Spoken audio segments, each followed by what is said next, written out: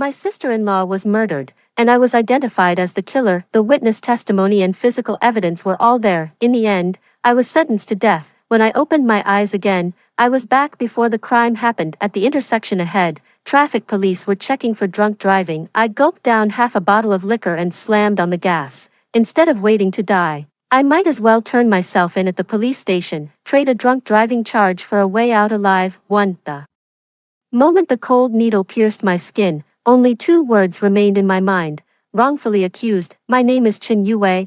I was 32 years old, running a small renovation company, married for 4 years, with a sister-in-law 8 years younger than me. Life wasn't luxurious, but it was steady and uneventful. I thought this was how it would be for the rest of my life, but that life of mine ended at that very moment. I didn't kill anyone, and I certainly never did anything sordid to my sister-in-law, yet in the end, I was sentenced to death. Charges: attempted rape and murder of sister-in-law Lin Xiao. All the evidence seemed tailor-made to pin the crime firmly on me. The home surveillance footage showed me pulling her into the room. My bodily fluids were found inside my sister-in-law. A neighbor saw me forcibly bringing her home. Then there was my wife, Li Shui, tearfully testifying against me in court. I remember she wore a white shirt that day, crying so much she could barely stand, her voice trembling as she said to the judge, "I never dreamed that the husband I live with day and night could be such a person. I always felt something was off about how he treated Xiao Xiao, but I never thought he really would." She couldn't continue and covered her face, sobbing. The bailiff helped her sit down. Everyone in the gallery was sighing, looking at me with those eyes that saw an animal, a pervert, a murderer. I tried to explain desperately. I said that after I parked the car in the garage that night, I blacked out. When I woke up again, my sister-in-law was lying next to me, her blood already clotted. I never touched her. How could I? She is Xiao Xiao, the little sister I watched grow up. No one believed me. The lawyer shook his head helplessly and said in a low voice that it was no use. The chain of evidence was too complete. My relatives looked on coldly. My own mother fainted 3 times in court, and when she woke up, she refused to look at me again. The judge's verdict fell like the scythe of the grim reaper. To my dying breath, I never knew who killed my sister-in-law, or who set such an inescapable trap determined to frame me and make me die cursed through the ages. I refuse to accept this. I cannot rest in peace. Just as overwhelming despair was about to swallow me whole, I suddenly opened my eyes. The glaring streetlight shone into the car window. The familiar scent of perfume inside the car. It was my own vehicle. My heart was pounding so hard it felt like it was about to explode. My hands trembling, I touched my own face. It was warm. I was alive. I grabbed my phone. The screen lit up. The time, March 19, 2026, 8:02 p.m. In an instant, all the memories of my previous life came flooding into my mind like a tsunami. Courtroom, death penalty, needle, darkness, and Li Shui's tear-streaked face, lovely as a rain-soaked pear blossom. 8:30 p.m. I'll drive the car into the residential underground garage, then, inexplicably lose consciousness. When I awoke again, I was in hell. I was reborn in the hour before I would first step into hell. 2. I sat in the driver's seat, my clothes soaked through with cold sweat. My hands and feet were icy, and I couldn't stop trembling. The terror I felt just before death in my previous life was all too real. Darkness, ice cold. Everyone calls me a pervert, a beast, a murderer. I clearly did nothing wrong. I know full well this isn't a dream. I really have started over, and I only know one thing. If I drive the car into the underground garage at 8:30, I will pass out. When I wake up, my sister-in-law's body is right next to me. All the evidence will point to me again. I will still be sentenced to death. I will still die with a tarnished reputation. I will still die without ever knowing who the real killer is. No, in this lifetime, I will never take that dead-end path again. But what should I do? I can't go home. I can't go to the garage. Unable to be alone. The other side's setup is too perfect. So perfect that as long as I show up at that time and place, I'm dead. No flaws, no chances. My past life is the perfect example. I did nothing, yet I was still nailed as the murderer. I took a deep breath, and under extreme fear, my mind became eerily calm instead. At exactly 8:30, I must have an alibi that is absolutely impossible to overturn. What kind of alibi is the strongest, the most airtight, the most impossible to fake? There is only one answer, firmly held in the hands of the police, only under official supervision. Detained, held in custody, and recorded on video from start to finish. Can I completely escape this inescapable death trap? I looked up ahead, at the intersection ahead. Red and blue lights were flashing, traffic police were checking for drunk driving, staring at the checkpoint ahead.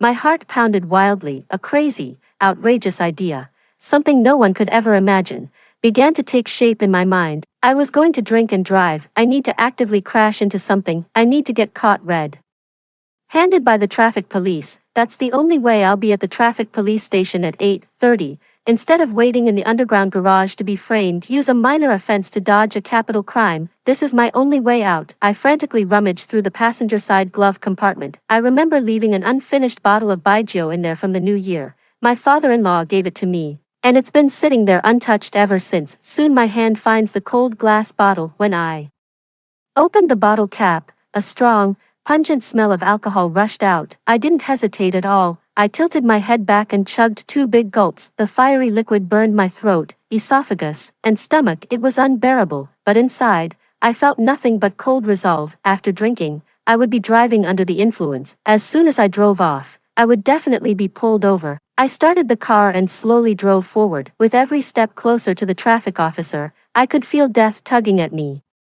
from my past life, but there was no turning back.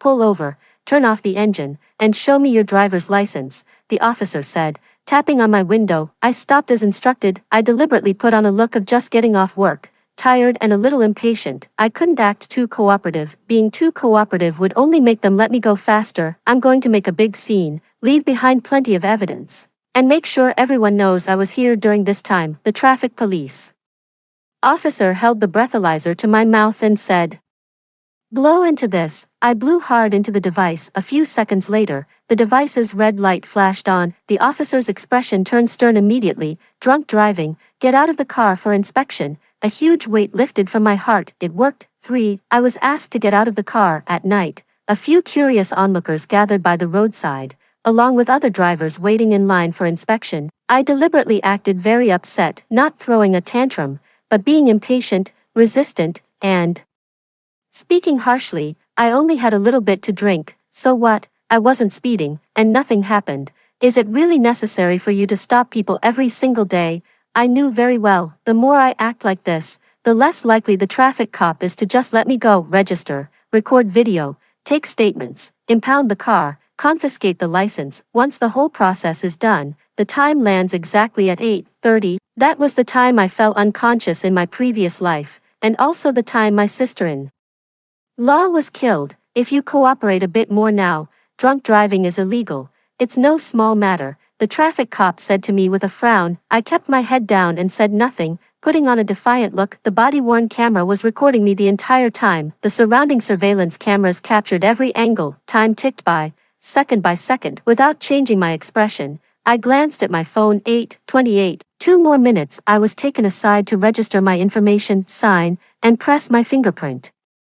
Exactly 8:30, my pen tip touched the paper as I finished writing my name. I survived, in this lifetime. At 8:30, I found myself in the hands of the traffic police. No matter how perfect your setup, you can't make me be in 2 places at once to commit murder. I let out a long breath. All the strength in my body felt drained away. The despair, the sense of injustice, and the resentment I felt before dying in my past life finally found a small outlet in this moment. I didn't go home. I didn't enter the garage. I did not faint. I was not lying next to a dead body. I am safe. That night, I was taken to a temporary holding room at the traffic police station. The iron door clanged shut. It was small, quiet, with only a single incandescent light bulb. I leaned against the cold wall and did not close my eyes all night. I kept thinking that my sister-in-law was going to die. Who killed her? Why did they want her dead? Why did they have to frame me? The surveillance footage, bodily fluids, and neighbor testimonies.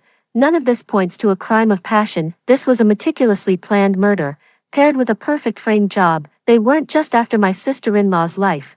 They wanted my life too, and they wanted to destroy my reputation. The more I think about it, the colder my back feels. The people around me, my wife, my relatives, my neighbor, who exactly stabbed me in the back. I don't know. I didn't know in my past life, having been reborn into this life. I only know the ending, not the killer, but I swear, in this life I will no longer take the fall, nor will I be sentenced to death. I must personally hunt down the real culprit hiding in the shadows and make him pay with his blood. This night feels especially long. There are no windows in the detention room, so I have no idea whether it's dark or light outside. The clock on the wall ticks away, each sound striking my heart. I replay every detail of my previous life. From my arrest, to the trial, to the verdict, to the execution. Li Shui cried in the courtroom, cried in front of the reporters, and cried in front of her relatives. Her tears seemed so real that everyone felt sorry for her, and everyone cursed me as inhuman. But now, I remember, when she cried, she never dared to look me in the eye. When she pointed at me, her finger trembled, not out of excitement, but from a guilty conscience. I was so desperate at the time that I didn't notice any of this. Around 3 in the morning, I drifted off into a restless sleep for a while. In the dream, all I saw was my sister-in-law. She stood before me, covered in blood, her mouth open as if she wanted to say something, but no sound came out. I shouted her name desperately, but she kept walking farther and farther away. I jolted awake, drenched in cold sweat. Dawn is about to break. I sat on the hard plank bed, staring at the iron door. I don't know what's happening outside, but I can guess. Li Shui must be making her move. She's setting the pace, steering public opinion, nailing me down. She won't miss any chance to destroy me. Sure enough, after daybreak, someone opened the door. Chen Yue, come out. I thought it was just the normal detention procedure. I had already braced myself for 15 days in detention, but as soon as I stepped out, I saw a group of people in criminal police uniforms. For the atmosphere instantly became extremely oppressive. The lead detective had a grave expression, his eyes landing on me as if I were a serious offender. You're Chen Yue.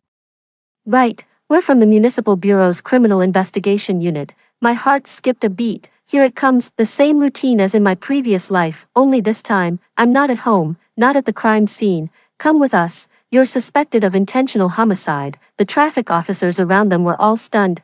On the contrary, was unusually calm. I knew this day would come. Homicide. I pretended to be confused. Who did I kill? Your sister-in-law, Lin Xiao. The detective's voice was cold. She was murdered last night, in your home. The surroundings fell completely silent. Several traffic officers who had been handling documents suddenly looked up at me. My face went pale, and my body swayed. I wasn't faking it, even having lived through it once before. Hearing the news of my sister-in-law's death still caused me an uncontrollable ache in my heart. She was so young, so kind, and to die like this, only to have her death used to frame me, was unbearable, impossible. My voice trembled. I didn't even go home last night. Didn't go home. The detective sneered. We have a complete chain of evidence pointing to you as the killer. He began to read it out to me, point by point. Every single point was exactly the same as in my previous life. First, the surveillance cameras in your residential community captured you forcibly pulling Lin Xiao into your home around 8 p.m. last night. Second, the security footage from your living room clearly shows you arguing and physically engaging with Lin Xiao. Third, the autopsy report is out. Biological traces of you were found on Lin Xiao's body. Fourth, your neighbor witnessed you forcibly pulling Lin Xiao into your home. The detective stared at me. Eyewitnesses, physical evidence, and video footage all point to you. What do you have to say for yourself? In my past life, I would have already fallen apart by now. I would have desperately tried to explain. But the more I explained, the more I would have sounded like a murderer. But now, I just lift my head and look at him calmly. What time did you say the crime took place? The detective said coldly. According to the initial forensic assessment, the time of death was around 8:30 last night. 8:30, I almost laughed. That was the exact minute I was signing and fingerprinting the paperwork at the traffic police station. The detective reached out to take me away. You're coming with us to the Criminal Investigation Unit for questioning. Just as he grabbed my arm, a deep, powerful voice rang out from the side. Wait a minute. All of us looked to the past. It was Captain Wang from the traffic police. He was tall, with a stern face, carrying the imposing presence of someone who had enforced the law for years. Only later did I learn that Captain Wang had originally come from the Criminal Investigation Unit, where he had solved major cases for over a decade, before being transferred to the traffic police due to health reasons. He fixed his eyes on the criminal investigators and asked, "You want to take him in? Let me ask you something. You're saying he killed someone at home last night at 8:30, the investigators nodded. That's right, the timeline is very clear. Captain Wang smiled. It was a smile full of disappointment, coldness, and contempt. Are you investigating with your asses? One sentence. The room went dead silent. 5. The detectives' faces instantly darkened.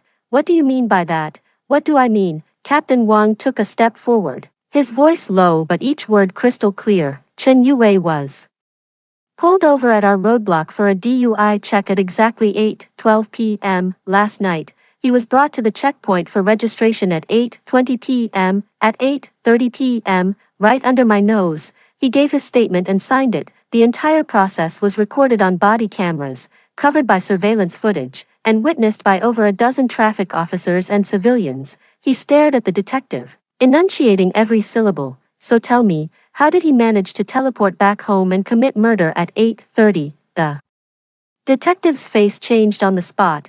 Are you telling the truth? I stake my badge on it, Captain Wang said expressionlessly. All the records are there, available anytime. He turned to the auxiliary officer next to him and said, pull up all the footage from last night's body camera, intersection surveillance, and the sign-in time for the statement. Soon, the video, statement, and timestamps were all laid out on the table. The timeline was alarmingly clear. At 8:02, I drove through the intersection. At 8:10, I was pulled over. At 8:12, I took the breathalyzer test, which confirmed drunk driving. From 8:20 to 8:35, I was filling out paperwork. At exactly 8:30, I was right in the traffic police unit's line of sight, and the time they said the crime occurred was exactly 8:30. How could I possibly fly home and commit murder? Several investigators stood there, their faces turning pale and then green. All the evidence they had brought, surveillance footage, bodily fluids, witnesses, testimonies,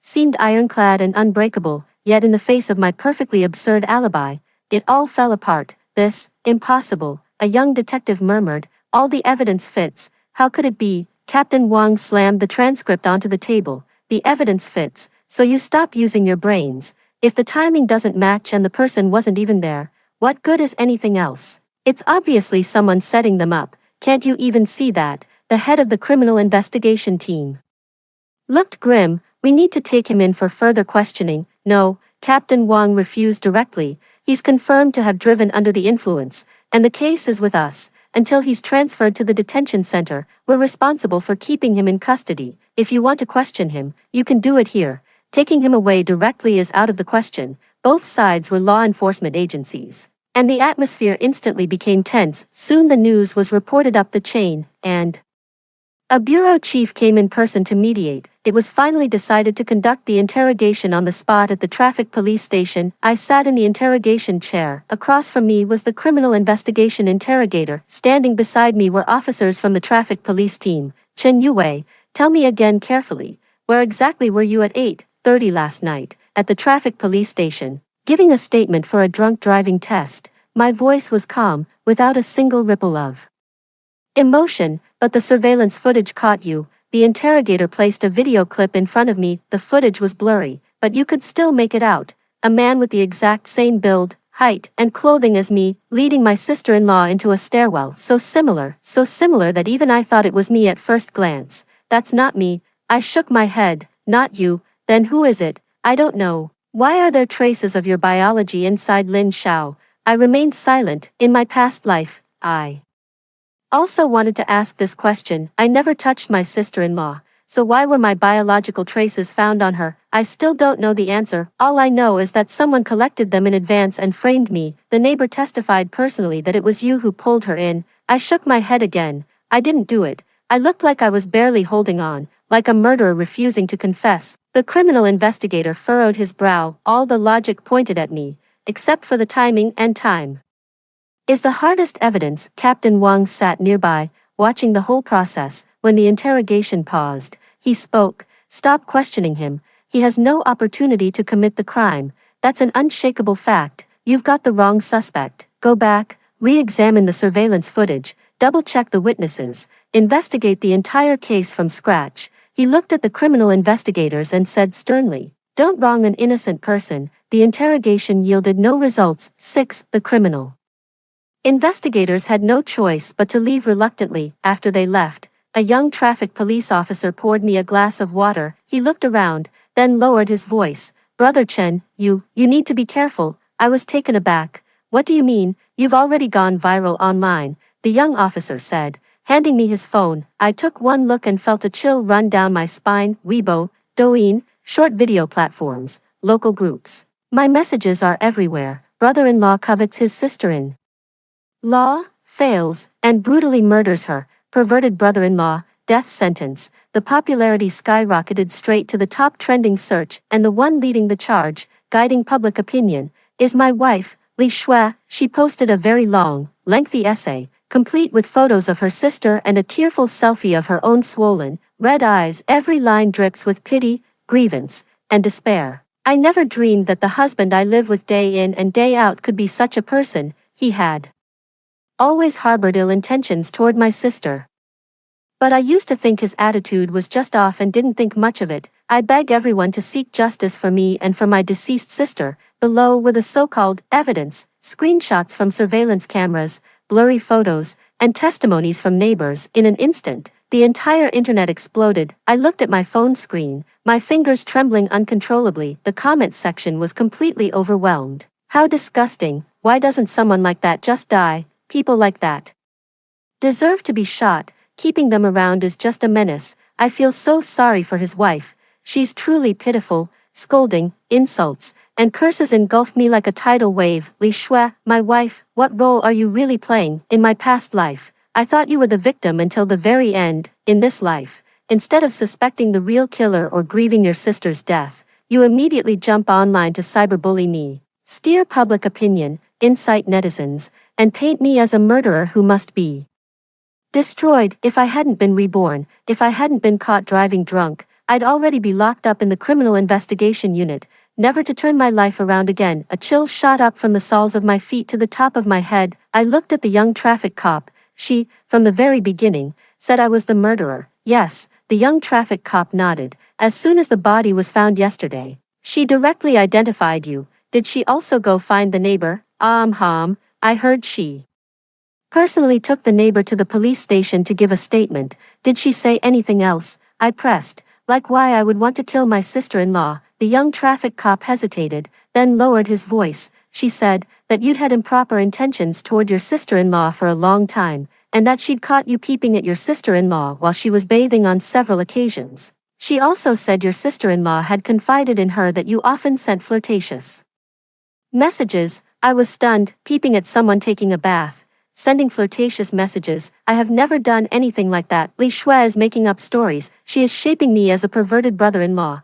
making everyone believe that I am that kind of person before they even know the truth. Every word hits my heart like a hammer. I finally knew for sure that something was wrong with Li Shui, something very wrong. She may not be the killer, but she is definitely involved in framing me. News of the online harassment I was facing soon reached Captain Wang's ears. He walked in, saw the phone in my hand, and his face immediately darkened. That woman has a calculating mind, Captain Wang said, cutting straight to the point with his first sentence. Instead of finding the real killer after her sister's death, her first move was to cyberbully her brother-in-law. She knew full well you had an alibi, yet she deliberately manipulated public opinion. She doesn't want to avenge her sister, she wants to use public pressure to destroy you.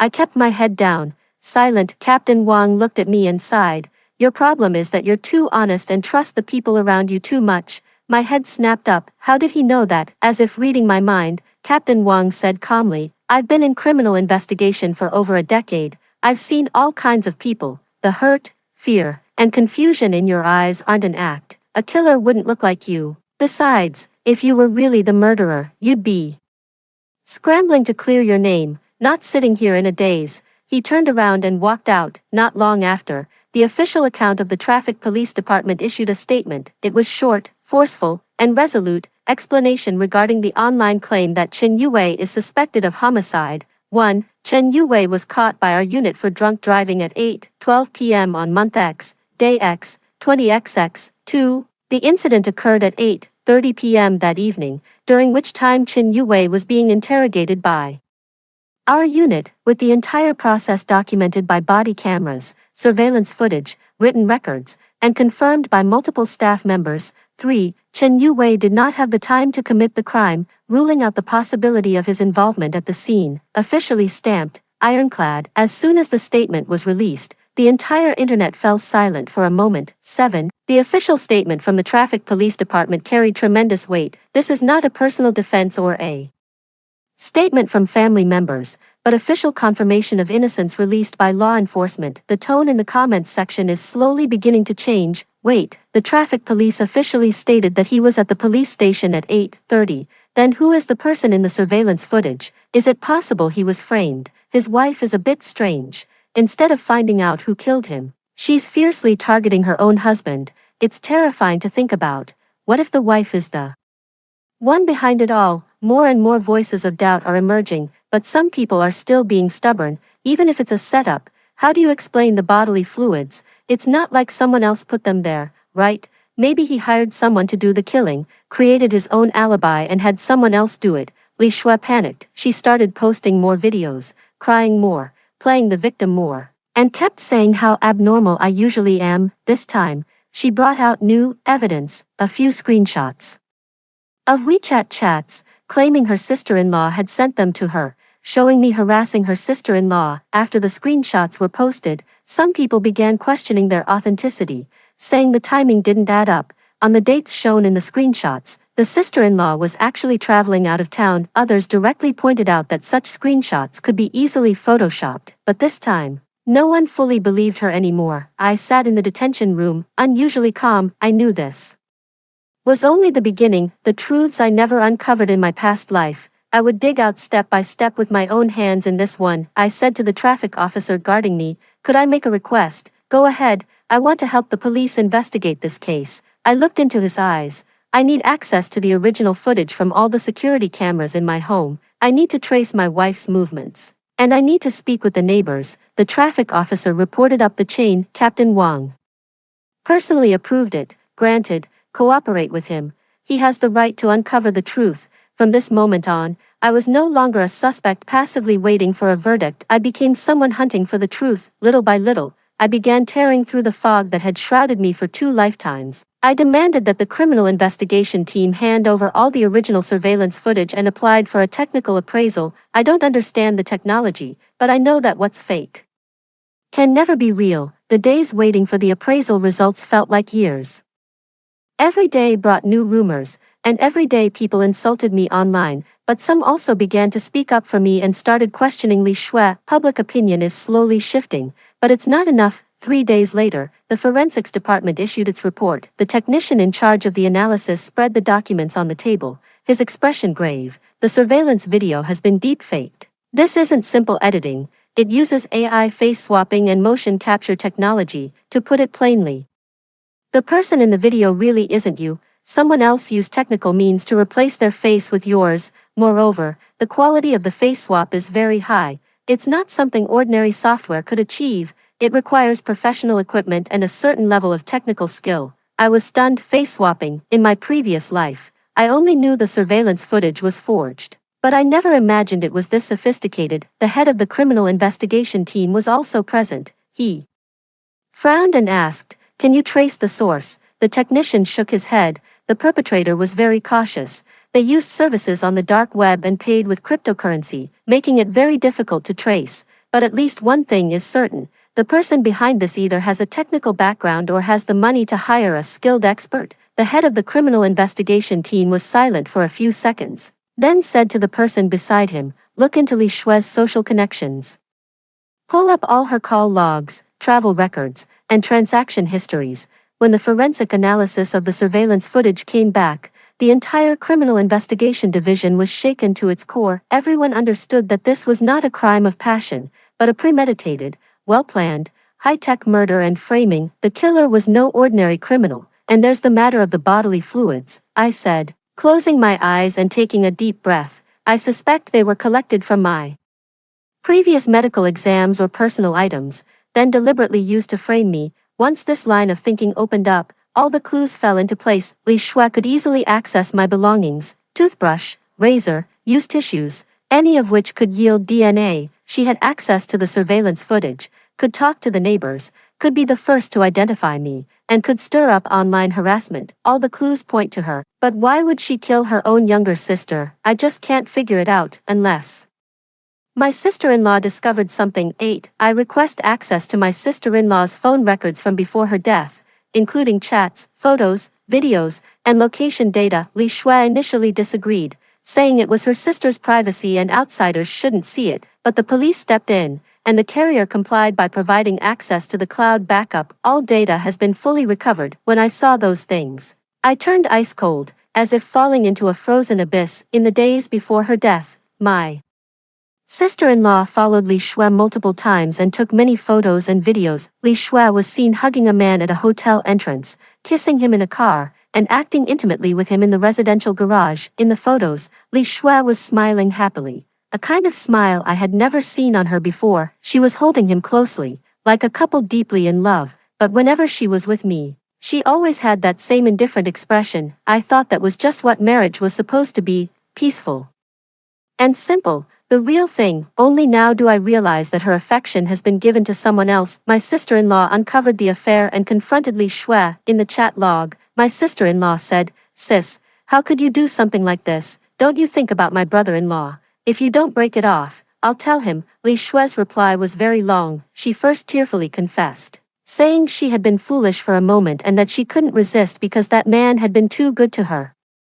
Then she begged her sister not to tell, saying she would end the relationship and that her brother-in-law must never find out, otherwise the family would be ruined. My sister-in-law's response was firm. "I'll give you a week. If you're still with him after a week, I'll tell my brother-in-law. I can't just stand by and watch you do this." 1 week. Calculating the timeline. The day the 1-week period expired was exactly the day before my sister-in-law was killed. Reading this, my whole body began to tremble. The truth had finally surfaced. Li Shui had been cheating, and my sister-in-law found out. My sister-in-law was going to expose her. To cover up her affair, she went all the way, conspiring with her lover to kill my sister-in-law, then framed me for everything. Kill the sister, frame the husband, kill 2 birds with 1 stone. It both silenced my sister-in-law and got rid of me. After I die, she will be able to openly be with her lover and take over all the family property. What a ruthless heart, what a venomous woman. I must have been blind in my past life to have married her. I went to my grave believing she was innocent. Following Li Shui's chat records, transaction logs, and travel history, the police quickly identified the man, Zhang Yuan, 34 years old, a software engineer, divorced, with no children. He works in the same office building as Li Shui, but for a different company. The two had been in frequent contact since last year, and their chat history was filled with flirtatious exchanges. Since the beginning of this year, the two had repeatedly been seen together at hotels, ghost houses, and short-term rental apartments. Every time Li Shui said she was working overtime, attending a class reunion, or on a business trip, she was actually with Zhang Yuan. When the police went to arrest Zhang Yuan, he was on a trip out of town. The moment he saw the police officers, his legs gave out and he collapsed to the ground. He offered no resistance. His psychological defenses crumbled instantly. He was taken back to the station for interrogation. I requested to observe the interrogation, and the head of the criminal investigation unit agreed. Through the one-way glass, I watched the man sitting in the interrogation chair, his face pale and forehead beaded with sweat. The interrogator asked, "Do you know why you're being detained?" Zhang Yuan kept his head down and said nothing. "What is your relationship with Li Shui?" He was silent for a long time, then finally spoke. "We were lovers." "Do you know about Lin Zhao's death?" He fell silent again. This time, the silence lasted even longer. The interrogator didn't rush him, just watched him in silence. The clock on the wall ticked steadily. Finally, he raised his head, eyes full of fear. Can I have a lawyer?" The interrogator sneered. "Having a lawyer is your right, but think carefully. If you don't talk now, and Li Shui talks first, you'll be an accomplice. Whether she's the mastermind or you are, the court will take into account who confesses first." Zhang Yuan's psychological defenses completely collapsed. Everything he confessed matched my deductions perfectly. The sister-in-law stumbled upon the affair and used exposure as leverage. Li Shui feared the truth coming to light, and even more that I would divorce her and leave her with nothing. She has little property in her name. The house is my premarital asset, and the company is mine as well. If we divorce, she won't get anything, but if I die, she becomes the first in line to inherit. So the two conspired to kill the sister-in-law and frame me for it. They calculated every step. Zhang Yuan used technical means to hire someone online to fabricate surveillance footage. Li Shui collected my hair, skin flakes, and used toothbrush in advance, then handed them to Zhang Yuan to process into bodily fluid samples on the day of the crime. Li Shui lured the sister-in-law to the house under the pretext of having something important to discuss. Zhang Yuan lay in ambush downstairs in advance. After his sister-in-law entered, the two of them acted together. After killing his sister-in-law, Zhang Yuan changed into the same clothes I was wearing and was captured by surveillance at the stairwell entrance, creating the illusion that I had dragged my sister-in-law home. The neighbor had been bribed by Li Shui in advance with 20,000 yuan, and told to say they had personally seen me pulling someone inside. They also planned the next step. When I returned home and entered the garage, Li Shui would remotely release the knockout gas inside my car, rendering me unconscious. Then they would drag me home and place me next to the body. By the time I woke up, everything would already be settled. Their calculations were flawlessly precise. It was so certain that if I went home the usual way, I would die without a doubt. The only thing they didn't account for was that I was reborn. 9. I didn't go home, didn't enter the garage, and wasn't drugged unconscious. I voluntarily drank alcohol and ran into the traffic police, using a drunk driving incident to pull myself back from the gates of hell. After speaking, Zhang Yuan slumped in his chair like a puddle of mud. The interrogator asked, "When did you start planning?" 2 months ago, Zhang Yuan said hoarsely. Li Shui said her sister found out, and her sister was going to tell Chen Yue. She said she couldn't let Chen Yue know, otherwise she'd be finished. She said it would be good if Chen Yue were dead. Was it her idea to commit murder first? Zhang Yuan nodded. She brought it up first. She said we might as well go all the way, kill her sister and frame Chen Yue. She said once Chen Yue was dead, the house, the car, and the company would all be hers, and we could be together openly. I lost my mind back then and agreed. What about the murder weapon? The knife was taken from Li Shui's home. We threw it into the river afterward. The knockout drug I bought online. Apparently, after inhaling it, a person falls unconscious within half an hour and doesn't remember what happened. And the money, how much did you spend? The deepfake video cost 20,000. I found the seller on the dark web. We paid the neighbor 20,000. All the other odds and ends came to less than 100,000 total.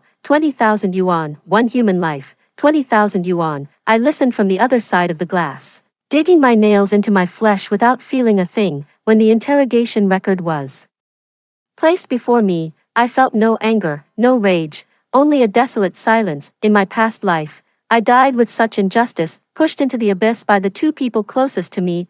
I lived out my days branded as a beastly murderer, and after my death, the real killer walked free. After Zhang Yuan was apprehended, Li Shui's side was also swept up. She was still putting on an act when they brought her in for questioning, dressed in that white shirt, her hair disheveled, eyes red and swollen. When she saw the police take out handcuffs, she still asked, "Did my husband confess? Did he admit to killing my sister?" The police officer said, "Li Shui, you are suspected of intentional homicide and false accusation. You are now under criminal detention in accordance with the law." She froze, her expression stiffening for a second before instantly turning into one of grievance. "You've got the wrong person, haven't you? I'm the one who reported the crime. I'm a victim's family member. Why are you arresting me?" The police ignored her and directly put the handcuffs on her. Even as she was being escorted into the police van, she kept shouting, "Chen Yue, are you framing me? You killed my sister, and now you're framing me." I stood at the entrance of the traffic police station,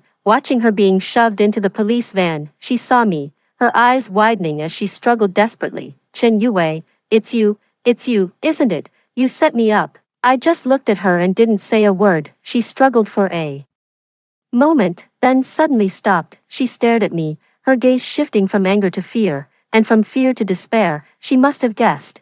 Zhang Yuan had been caught, and everything was over. The car drove away. I stood there, motionless for a long time. The case was completely solved. The police held a press conference and made the whole truth public. Li Shui and Zhang Yuan, having been discovered for their extramarital affair, conspired to murder Lin Xiao. The two forged surveillance footage, fabricated evidence, and bribed witnesses in an attempt to frame Chen Yue and ensure his death sentence. Chen Yue was completely innocent throughout and successfully turned the tables by proving his alibi. The neighbor who gave false testimony will be pursued for criminal liability in accordance with the law. Those involved in online rumor spreading and cyberbullying will be held accountable one by one. As soon as the announcement was released, the internet exploded. Everyone who had cursed me before Fell silent. Everyone who had sympathized with Li Shui before was now disgusted. Wife and her lover conspired to murder the sister and frame the husband. The reborn man saves himself and defies fate. The most sober drunk driving, trending topics,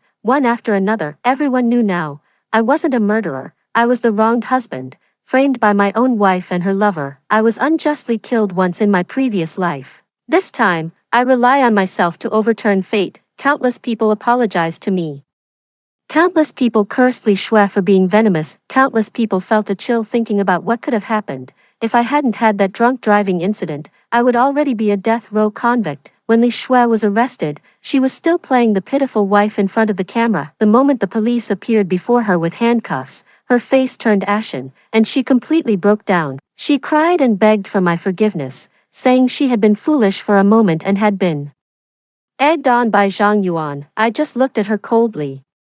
In my past life, I didn't even know it was you who ruined me until I died. In this life, I'm the one sending you to hell with my own hands. The court soon opened the trial. 10. Li Shui, the mastermind, convicted of intentional homicide, false accusation, perjury, and defamation, sentenced to death for multiple crimes. Zhang Yuan, principal offender of intentional homicide, sentenced to death. The neighbor, bribed to give false testimony, convicted of perjury, sentenced to 1 year in prison, ordered to make a public apology, and socially disgraced. All the gossip-driven marketing accounts and trolls who led the online bullying and rumor spreading were banned, held accountable, and ordered to pay compensation. On the day of the verdict, I sat in the courtroom, hearing the outcome. I felt no satisfaction, only a relief that seemed to free 2 lifetimes. The grievance from the past life and the hatred from this one finally came to an end at this moment. Little sister, I'm so sorry it cost you your life. But I finally avenged you. Those who harmed you have all received the punishment they deserved. You can rest in peace now. As for me,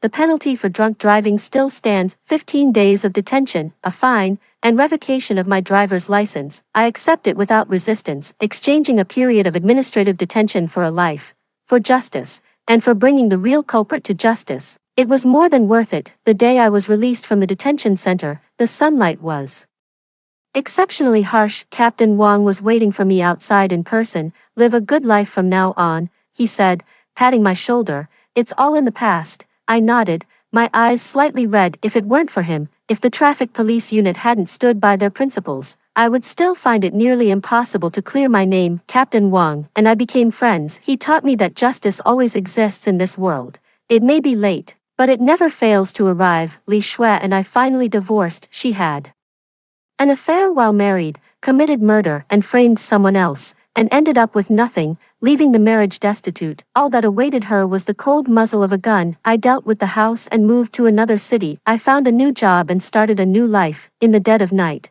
I still sometimes think about my past life. I remember the despair of being abandoned by the whole world, unable to defend myself. But I am no longer afraid. I have lived a second life. I escaped from the execution ground. I personally hunted down the real culprit who caused my death and my sister-in-law's. I am no longer that Chen Yue, the one who was manipulated and wrongfully executed. I survived. I am innocent. I am free. The road ahead is long. No conspiracies, no framings, no killings. Only when the world is clear and bright does the future feel long. In this life, for the first time, I have truly lived for myself. Once, I went to visit my sister-in-law's grave. Her photo on the tombstone was still so young, her smile as beautiful as ever. I placed a bunch of white chrysanthemums before the grave and stood there for a long time. Xiao Xiao, I said, the person who hurt you has been caught and sentenced. You can rest easy now. The wind blew, and the chrysanthemums by the grave swayed gently. I don't know if she can hear me from where she is, but I hope she can. I also want to say I'm sorry if I had discovered Li Shui's true nature earlier. If I had noticed something was off about her sooner. Xiao Xiao might not have died, but there are no ifs in this world. All I can do is bring the truth to light and see that the real killer is brought to justice. When I turned to leave, the sunlight was just right. The cemetery was very quiet, with only the sound of birds chirping. I looked up at the sky. It was very blue. I recalled what Captain Wang said. In this life, getting a second chance is a blessing. Live well, and live back all the life you didn't get to live the first time around. I reopened the company. I know the renovation business well, and little by little, the customers are coming back. When people ask what happened to me, I say a few simple words and leave it at that. The past is in the past. What matters is the present and the future. I moved to a neighborhood in the south of the city, a 2-bedroom apartment. Not big, but plenty for me. On the balcony, I keep a few pots of golden pothos, and they're growing lush and strong. On weekends, I sometimes meet friends for a meal, and sometimes I cook for myself. Life is uneventful, but steady. Sometimes when I can't sleep at night, I sit on the balcony and stare into space. I think about the despair of my past life, the narrow escapes of this life, and those critical moments I nearly missed. If I hadn't looked up at that checkpoint for drunk driving that night, if I hadn't had that bottle of baijiu, if I hadn't made it to the traffic police station before 8:30, if any one of those links had gone wrong, I would probably be nothing more than a handful of ashes by now. But fate gave me a chance, and I seized it. I often think back to that night in the detention room at the traffic police station, a cramped room, harsh white lights, and a clock ticking on the wall. That was the longest night of my life, and also the most crucial one. If I had broken down and given up that night, none of what came after would have happened. In a person's life, sometimes you're just one step away. Now when I walk on the street and see traffic police checking for drunk driving, I can't help but take a second look. Seeing people in uniform makes me feel a sense of closeness. 11. Captain Wang calls me sometimes to ask how I've been doing. We occasionally meet for tea, and I listen to him tell stories about solving cases in the past. He says he's been a police officer for 30 years and has seen all kinds of cases, but someone like me, that was a first. You're a lucky one, kid, that's what he says every time. I know it's not luck. I'm fortunate enough to get a do-over. I can't waste this fortune. I still wonder, those people who cursed me in my past life, who wished me dead online, who spread the rumors, did they ever learn the truth? Did they ever regret believing Li Shui's so-called essays so easily? Did it ever cross their minds that they were complicit in driving me to my death? But I don't blame them. Public opinion is like that, easily incited and easily swayed. Li Shui is just too good at acting. Her tears, her trembling, her sense of grievance, all of it is real acting. Anyone who sees it would believe her. I just hope that next time something like this happens, people can wait a little longer, wait for the truth to come out before jumping to conclusions. My life is very simple now. Go to work, come home, cook, sleep. Sometimes I meet up with friends, sometimes I go to the movies alone. No one calls me a murderer anymore. No one looks at me that way anymore. I can finally walk in the sunlight with my head held high. Sometimes I wonder if I ever saw Li Shui again.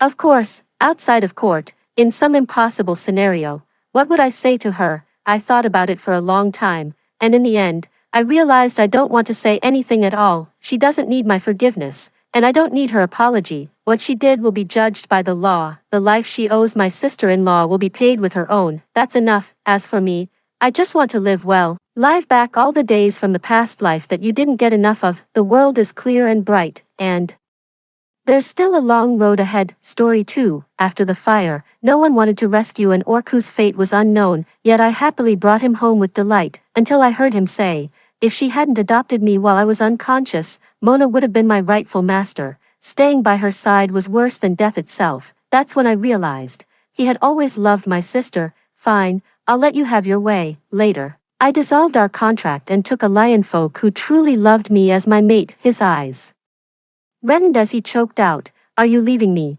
Take this money.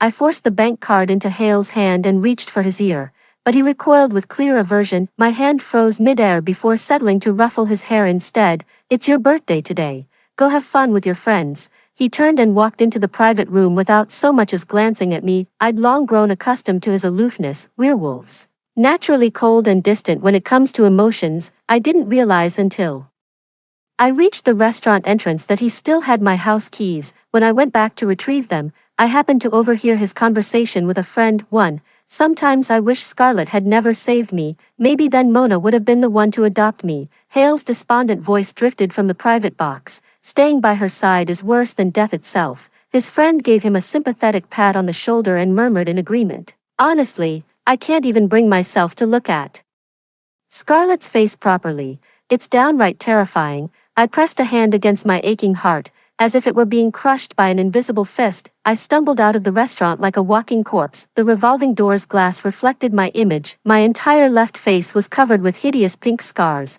paired with my numb expression. I looked like some monster crawled straight out of hell a decade ago. A massive fire broke out at the Orc auction house. Hale, who was being auctioned at the time, was knocked unconscious by a falling beam. I stubbornly went back to save him and ended up burning the left side of my face, leaving it permanently scarred. If this wolf has no immediate family, an adoptive guardian must sign for him, otherwise, the surgery can't proceed. The doctor held the surgical consent form, asking if anyone would step forward as his guardian, but not a single person in the room spoke up. After all, who'd want to adopt a wolf that might be dead or alive? Me, I'll sign it. Ignoring my disfigured face, I pressed the gauze-wrapped wound and signed the adoption papers. Only later did I learn he'd had his eye on Mona, my half-sister. All along, were it not for this fire, she would have been his mistress. Lacking the courage to push the door open for the keys, I sat listlessly on the doorstep till midnight. Hale stumbled home drunk, silently produced his keys upon seeing me huddled on the ground, and unlocked the door without a word. Not once did he ask if I was cold or hungry. I used to think he was just born emotionally reserved, like all werewolves. Now I realize he simply didn't care enough to show it. Watching his fluffy tail droop behind him, it suddenly clicked. No wonder it always perked up and wagged whenever Mona appeared. So that's how he acts when he's truly smitten. I reached out to touch him, but he recoiled with wary eyes. What do you want? His voice dripped with irritation. I stared at him. Hale, can we sleep together tonight? Ever since we moved in, he's been sleeping in a separate room, but masters are allowed to request their beast men to share a bed, aren't they? Once again, I clearly saw the rejection and disgust in his eyes. I don't like sharing a bed with others. Am I others? I pressed on stubbornly. He looked straight at me. If you don't like this one, you could always adopt a different beast folk. With that, they walked straight into the master bedroom without another word. When we first moved in, I knew how much they loved floor-to-ceiling windows, so I gave them the master bedroom with the row of panoramic windows, settling for the smaller guest room myself. Click. The living room fell silent again with the sound of the locking door. I let out a bitter laugh, collapsing onto the couch as tears streamed down my face. Being allowed to adopt another beast folk means our own adoption contract can be terminated. After all, each person can only adopt one beast folk. He'd said those exact words before. It was spring city's once every 5 years grand festival, where all adults would make their first public appearance with their beast folk companions. Knowing how he disliked crowds and being the center of attention, I spent a whole week groveling before Hale before finally convincing him to attend with me. I was so eager to show my family how tall and handsome the beast man I'd recklessly adopted had grown, but when Hale saw Mona arriving with her own beast man in tow, as they whispered intimately, his face turned ashen. He wrenched his hand from mine and stormed out before everyone. There I stood on the podium, beaming with pride as I introduced him to my clan. Stunned by the sudden turn of events, I stood helpless under the spotlight, facing a sea of gazes, some pitying, others mocking and scornful. Since he came into my life, I'd never felt ashamed of my ugliness, but that day, I felt completely exposed, as if stripped naked in public, drowning in overwhelming shame. Too, ugly freak, even your beast man finds you repulsive. Honestly, staring at that face all day, how do you not get nightmares? The first to come at me was my classmate Kyle, who'd had it out for me since childhood, rallying others to bully me, maybe out of sheer humiliation. As the whispers grew louder, I flushed crimson and squared up to argue with him, neck stiff with defiance. It ended with me throwing punches, and in the scuffle, we both tumbled into the venue's swimming pool. Mom dragged me home with a stormy face after I made a complete fool of myself at the gala. Mom, heartbroken and humiliated, I tried to hug her but she shoved me away, then she slapped me hard across the face. Can't even tame your own orc. What an embarrassment to our family. She looked at me with exasperation, dragged me before the mirror, and pointed at the hideous scar on my face. Look at this wretched state you're in, all for some orc. How could I have raised such a disgraceful daughter? That night, I lost my temper with Hale for the first time. Through tears I asked him why he'd abandoned me there alone, why he'd treated me this way. As I sobbed uncontrollably, Hale just coldly tossed out one sentence: if you're unhappy with me, you can adopt another beast man. The next morning, I got up early to make him a lavish breakfast, then humbly tried to explain myself. I never intended to adopt another beast kin. Back then, I arrogantly assumed he was just jealous and throwing a tantrum, upset that I didn't understand his aloof nature, terrified I might actually want another beast kin, convinced I'd Abandon him. I sat there lifeless all night, weeping until dawn, watched the sky outside shift from darkness to first light. Hale left right after getting up. I'm sure he noticed something was off with me, yet never bothered to ask. My stomach growled loudly before I realized I hadn't eaten since yesterday noon. The dining table stood empty. In this house, if I don't cook, Hale simply goes out to eat on his own, rubbing my aching stomach. I went to the kitchen and made myself a steaming bowl of noodles. The awakening taste buds pulled me out of my self-pitying mood. Scarlet, this can't go on any longer, I murmured to myself. I briskly cleaned the kitchen, packed all my belongings, and methodically erased every trace of my presence in this home. Hale, since you desire freedom, I shall grant it to you. I left him a note with just a few simple words. I'm sorry my rescue came between you and Mona. From now on, you'll have to fight for your own future with her. After paying $9 at the Orc Adoption Center to finalize the termination of guardianship paperwork, I mailed Hale his copy and boarded a flight to Heisher. Gazing at the blue sky and white clouds outside the window, my mind has never felt so clear. Letting go of the past turned out to be this simple after all. Sea City is a place where every home has trees and every household blooms with flowers. Raising an adult orc used to be no different than feeding a money pit. To make ends meet, I had no choice but to become a corporate drone working 996 hours. Here, I landed my dream job at a nursing home and rediscovered my long-neglected passion for writing. Occasionally during downtime, I'd scroll through my phone. Hale must have received that agreement by now. I opened WeChat to complete silence.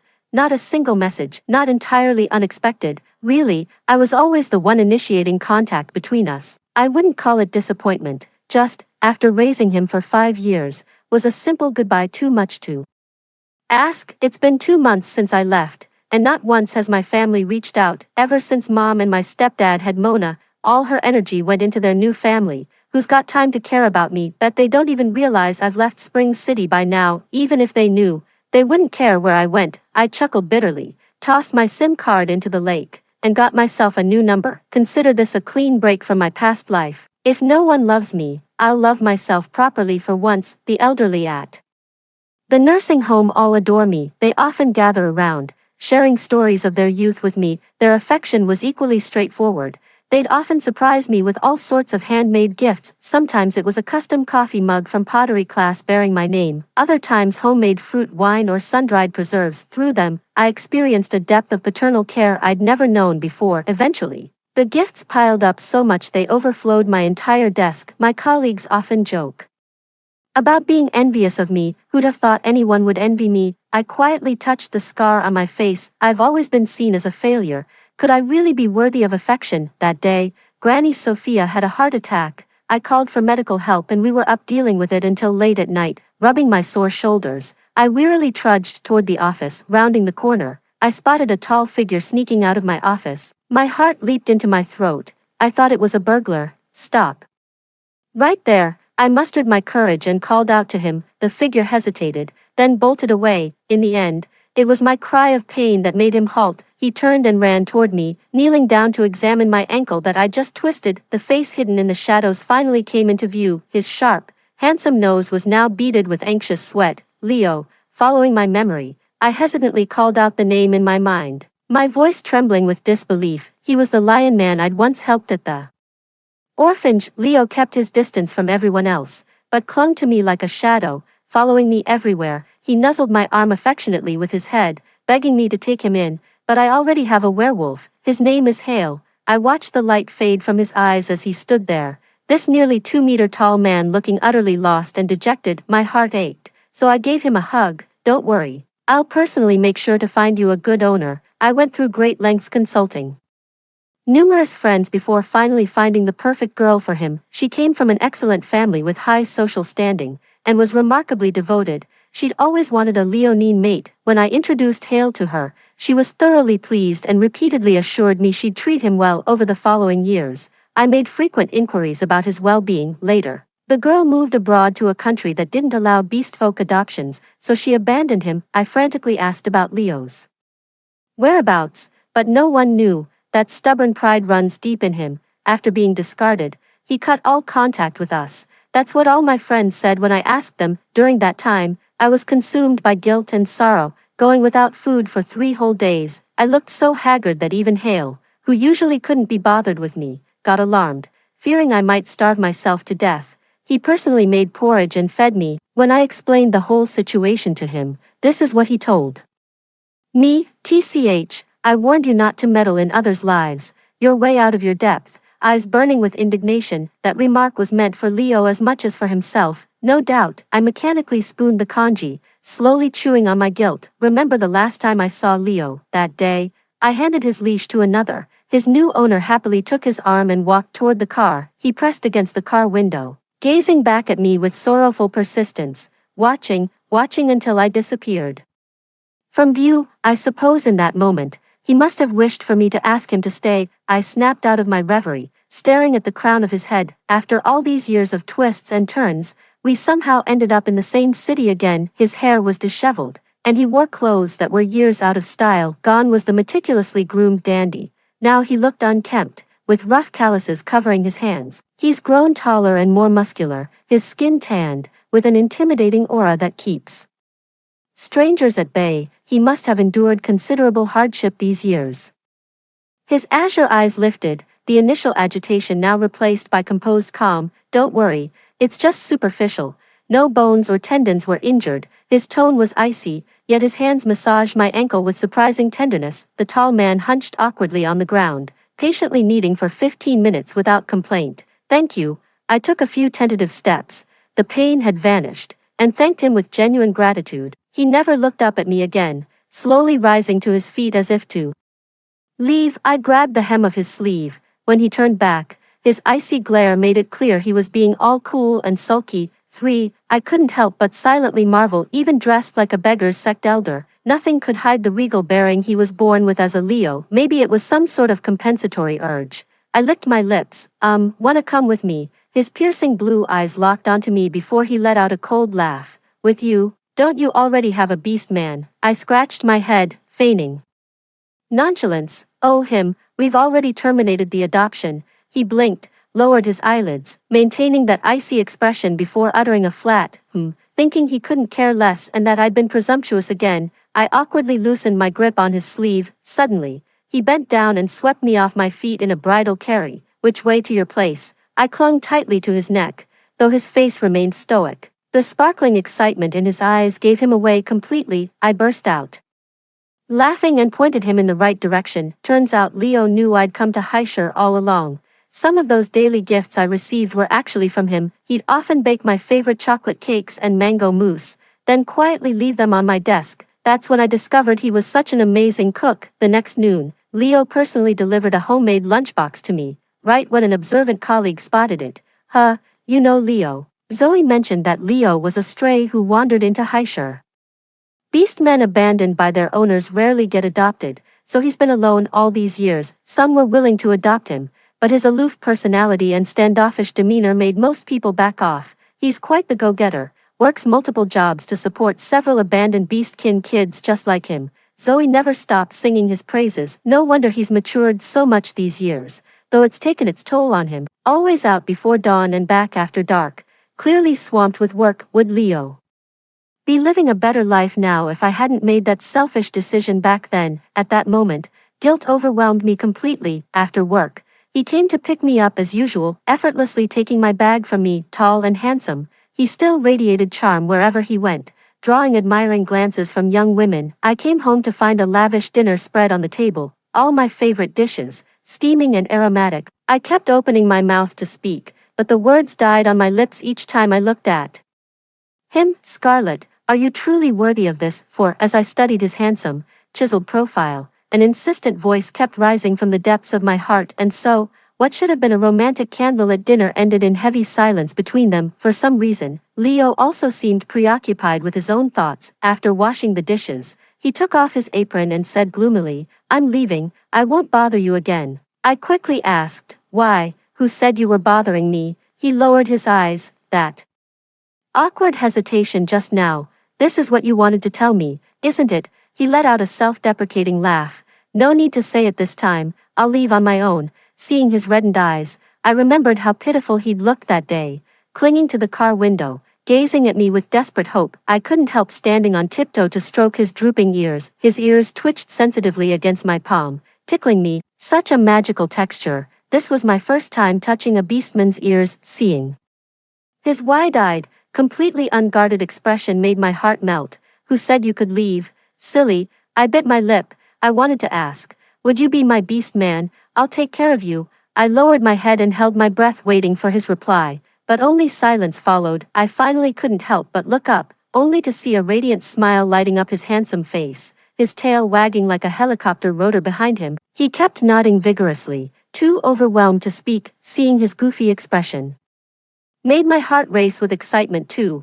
But, you really don't mind, my face? I touched the gruesome scar on my face. He suddenly pulled me into his arms and planted a big kiss on my cheek. No way, no takebacks. Once it said, whoever goes back on their word is a puppy. I nodded vigorously and hugged him back tightly. Just like that, Leo and I officially became a couple, though still swamped with work every day. He never fails to drive me to and from work, prepares breakfast and dinner, and occasionally surprises me with flowers or little gifts. I'm thrilled inside, but I have to hold back from praising him too much, otherwise he gets carried away and always ends up pinning me on the couch, demanding kisses and cuddles as rewards. 5. On weekends, we'd hold hands while window shopping, catch a movie, and treat ourselves to a nice dinner out.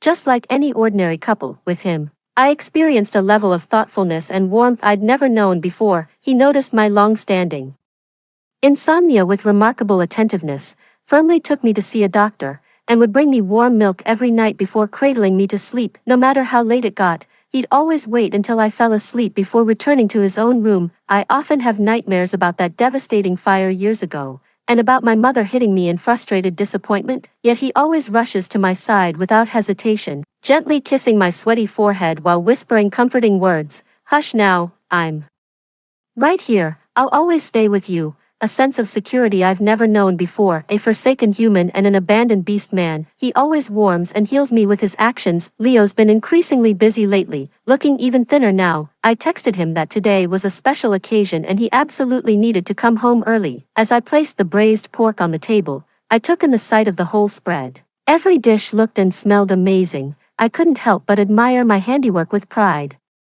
I pulled out my phone to snap a photo and was about to send it to hurry him along when a knock came at the door. Forgot your keys again, mumbling to myself as I opened the door. I realized it was high time to get a keypad lock. To my surprise, standing outside was someone I hadn't seen in ages. My smile froze when I saw Hale standing before me. Scarlet, long time no see. Clearing his parched throat, he spoke first. I snapped out of my daze. How strange. Had he not appeared, I wouldn't have realized how long it had been since I last thought of him. Long time no see. I gave him a polite smile. He gazed intently at my face, as if wanting to say something, but stepped into the room first. Excuse me. I blocked his attempt to enter. Is there something you need? Let's talk here. I scratched my head sheepishly. My partner's the jealous type, doesn't really like me mingling with other beast folk. I made up these unflattering things about Leo, silently apologizing to him in my heart. But I pride myself on being a principled owner who knows better than to stay in touch with exes. You got yourself a new beastkin. Hale looked utterly shocked. Unless I was mistaken, I even caught a glimpse of hurt in his eyes. Yeah, his name's Leo, a lion beastkin. Oh right, you two have met before, haven't you? But you already have me. Hale grew agitated, his large hands gripping my shoulders tightly like a wronged lover. I mumbled blankly. We've already terminated the adoption agreement. I don't see why he's so worked up. I've completely moved on and won't bother him anymore. He should be relieved. How could you be so heartless? I caught a hint of resentment in his tone. Didn't you say we could adopt other beast folk if it didn't work out? You're free to go find Mona now. Hale suddenly seemed to remember something and asked me anxiously, did you overhear my conversation with my friend? I nodded with a relieved smile. What's wrong with that? You could have told me directly all along. That way I could have set you free sooner. He stared at me blankly, lips trembling as if to speak again, but I'd already stopped listening. I checked my watch and gave him an apologetic smile. Sorry, Leo will be back soon. I'd rather avoid any misunderstandings. With that, I closed the door. When Leo came back, I happily served him food. Normally he'd shower me with compliments, but today he was unusually quiet. I walked over and wrapped my arms around his waist. Did something happen at work today? You can tell me anything that's bothering you. Seeing the concern in my eyes, Leo suddenly burst into tears, his nose and eyes turning red. Who would have thought that Leo, who always puts on such a cold front in public, turns into such a crybaby around me? As I fumbled to hand him tissues, he suddenly pulled me into a tight embrace and muttered hoarsely with defiance, "I won't eat. What's the point of a Last Supper anyway?" I can't keep up with his train of thought. No idea what's going through his mind all day. Has Hale been here? I smell an unfamiliar beastman scent in the house. Are you two going to reinstate the adoption? Are you going to abandon me again? I let out a relieved sigh. So that's what this was about. I broke free from his embrace and gave him a sharp knock on the head. What nonsense are you thinking about all day? He's into my sister. There's been no chance for us for ages. Seeing his pitiful, wronged expression, I sighed and walked into the bedroom, handing him a folder. I was going to give this to you after dinner, but you're impossible to resist. His hands trembled as he opened the document,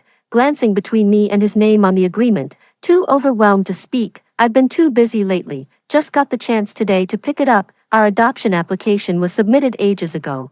Before I could finish, the usually aloof lion draped over me like an oversized house cat, licking my face and greedily nuzzling against my neck. He clung to me relentlessly, nuzzling his head against me affectionately. Before finally looking up with flushed cheeks, "Since you adopted me, can I sleep with you tonight, sis?" Those pleading, kittenish eyes made it impossible to refuse. The moment I nodded, he scooped me up toward the bedroom, keeping me awake till the wee hours. Never expected raising a big cat would drain both my wallet and energy. The WeChat notification chimed as I gasped for breath. Swatting away the paw that had been roaming freely on my back, it was my childhood friend Yara messaging me, asking if Hale had come looking for me. She'd always known about our history, and now vented angrily in the chat. Right after getting the adoption termination papers, Hale went running to Mona, but she's too busy cuddling with her own little beastkin to give him the time of day. This time you better get your act together. No going back to your ex. Got it? Leo clung to me again from behind. I rolled my eyes skyward. No way. Absolutely not, even if I wanted to. It's impossible. Before bed, Leo kept rambling in my ear, endlessly daydreaming about our future together. One moment he'd brag about his savings, enough for a bigger house, a king-size bed. The next, he'd say my surgery funds were ready, that my face could be healed, money he'd scraped together for years. Can my face really be fixed? Must be dreaming. Drifting off to sleep, a hazy thought crossed my mind. Leo actually took me for plastic surgery. Turns out he'd always known how self-conscious I was about the scar on my face all these years. While drifting around, he'd been tracking down the country's top plastic surgeon in Haishur. That's why he chose to settle there. The surgery went perfectly. Now my face is wrapped in thick bandages again, and the stitches won't come out for another 2 weeks. My colleagues from the nursing home specially brought some elderly residents to visit me. They brought flowers and fruits, saying the folks at the nursing home can't wait for me to return. So I'm actually needed by someone, me, who's always been treated as the family's good-for-nothing. The moment Scarlett arrived, I thought she was stunning, with her sweet temperament, endless patience, and diligent work ethic. She's just impossible not to adore. I didn't even notice that scar on your face at first. Thought you might need surgery for some illness. Oh dear, you gave me quite a fright. Granny Lila held my hand affectionately, her eyes brimming with tenderness as she looked at me. But the surgery's for the best. I've always felt you've been carrying some burden in your heart. With the scar gone from your face, perhaps the one in your heart will fade too. Moved, I nestled into her embrace while Leo sat nearby peeling an apple for me, occasionally glancing up with gentle warmth. It feels so good to be loved and cared for. Talk about bad luck. I ran into Kyle, who's always had it out for me. While walking my grandparents home, he gave me a surprised look, then glanced at Leo standing beside me. Impressive. Scarlett, still fighting despite your condition. He gave me a thumbs up with a sleazy grin, his mind clearly wandering into some perverted fantasy. Since childhood, he's mastered the art of exploiting people's weaknesses. Utterly despicable. Leo shoved him away, eyes flashing a warning. Don't talk about Scarlett like that, or you'll regret it. Without a care, he casually slapped Leo on the shoulder like an old friend. Buddy, I just feel sorry for you. Our Scarlett is famously good-natured. She wouldn't mind. She used to spoil that werewolf of hers rotten. Bending over backwards for him, what else could she do, being ugly to begin with? If she didn't pretend to be kind, who'd want her? He deliberately shouted the word, ugly, toward the crowd, onlookers gradually gathered, casting more and more scrutinizing glances my way, my fists clenched so tight they trembled, my whole body shaking as if transported back to that spring festival gala. Standing alone under the spotlight while the crowd's stares bore into me, their pity, disgust, contempt, it all came crashing down like tidal waves, suffocating me. Leo felt my trembling, draped his jacket over my shoulders, then spun around and punched Kyle square in the face. Didn't your mother teach you basic respect? Then came another punch right after. Do you even know what ugly looks like? Take a good look in the mirror at that spiteful face of yours. Now that's true ugliness. He stumbled over to me, panting and looking even more worked up than I was. Let me make this clear. I love Scarlett. To me, she's the most beautiful and precious treasure in this world. You'd better steer clear of us next time, or I'll beat you to a pulp every time I see you. Blood and tears streamed down Kyle's face as he howled in pain. You hit me. How dare you hit me? I'll sue you all. Everyone here is a witness. Before he could finish, Granny Lila grabbed her cane and started whacking his head repeatedly, swinging her cane. She sneered. Where did this ill-bred trash come from, daring to mess with our Scarlett? Go ahead, sue me. My son's the best lawyer in Harbor City. You think I'm scared of you? The max fine for assault is $500. For scum like you, that's a bargain. Wait a second, let your grandma here start with $2,000 worth of beating first. The crowd erupted in cheers and applause. What era is this? Still judging people by looks. Where are your manners? Look who's talking. A face only a mother could love. Yet daring to mock others. Don't you know how to respect women? Serves you right getting beaten. Watching Kyle get beaten to a pulp and scurry away like a rat, I laughed through my tears. That stubborn girl who refused to cry at the grand event, who'd endured countless judgments about her appearance, finally made peace with herself and wept freely for her own sake. On my first day back at the nursing home, I ran into Hale again. Leo and I were walking hand in hand, laughing and chatting. When I spotted him standing alone at the main entrance, he stood there, clutching a huge bouquet of roses, gazing at me with puppy dog eyes, looking noticeably thinner. Leo protectively shielded me behind him as I gently stroked his ears. Good boy, let me say a proper goodbye to him. He wagged his tail and affectionately nuzzled his head against me. I'll pick you up after work. I nodded with a smile. Scarlett, watching Leo and me being intimate. Hale concealed the disappointment in his eyes and called my name anxiously. It wasn't until they stood before me that they noticed my face had completely healed. The scar had vanished, and after 5 years, my left cheek was smooth again. Your face, it's healed, I nodded, replying with a hint of sweetness. Leo spent years consulting top specialists for me. The surgery was just performed recently. His eyes held a complex emotion. You're beautiful. It shames me to say, in these 5 years together, I've never done anything for you. Then he pleaded with me almost desperately. Scarlett, I was wrong, please. Come back to me. Let me make it up to you. I froze for a moment, then shook my head firmly. We're over. Besides, I'm with Leo now. He hung his head in silence before suddenly looking up, eyes rimmed red. I don't care about titles or labels. I froze in shock. Never did I expect the once arrogant Hale could utter such humble words. 6. Frantically gripping my shoulders, he continued in a flustered rush. I was wrong before. I thought I'd always loved Mona, but I overlooked how good you've been to me. Only after you left did I realize how much you've sacrificed for me. I can't live without you. The truth is, I don't love Mona.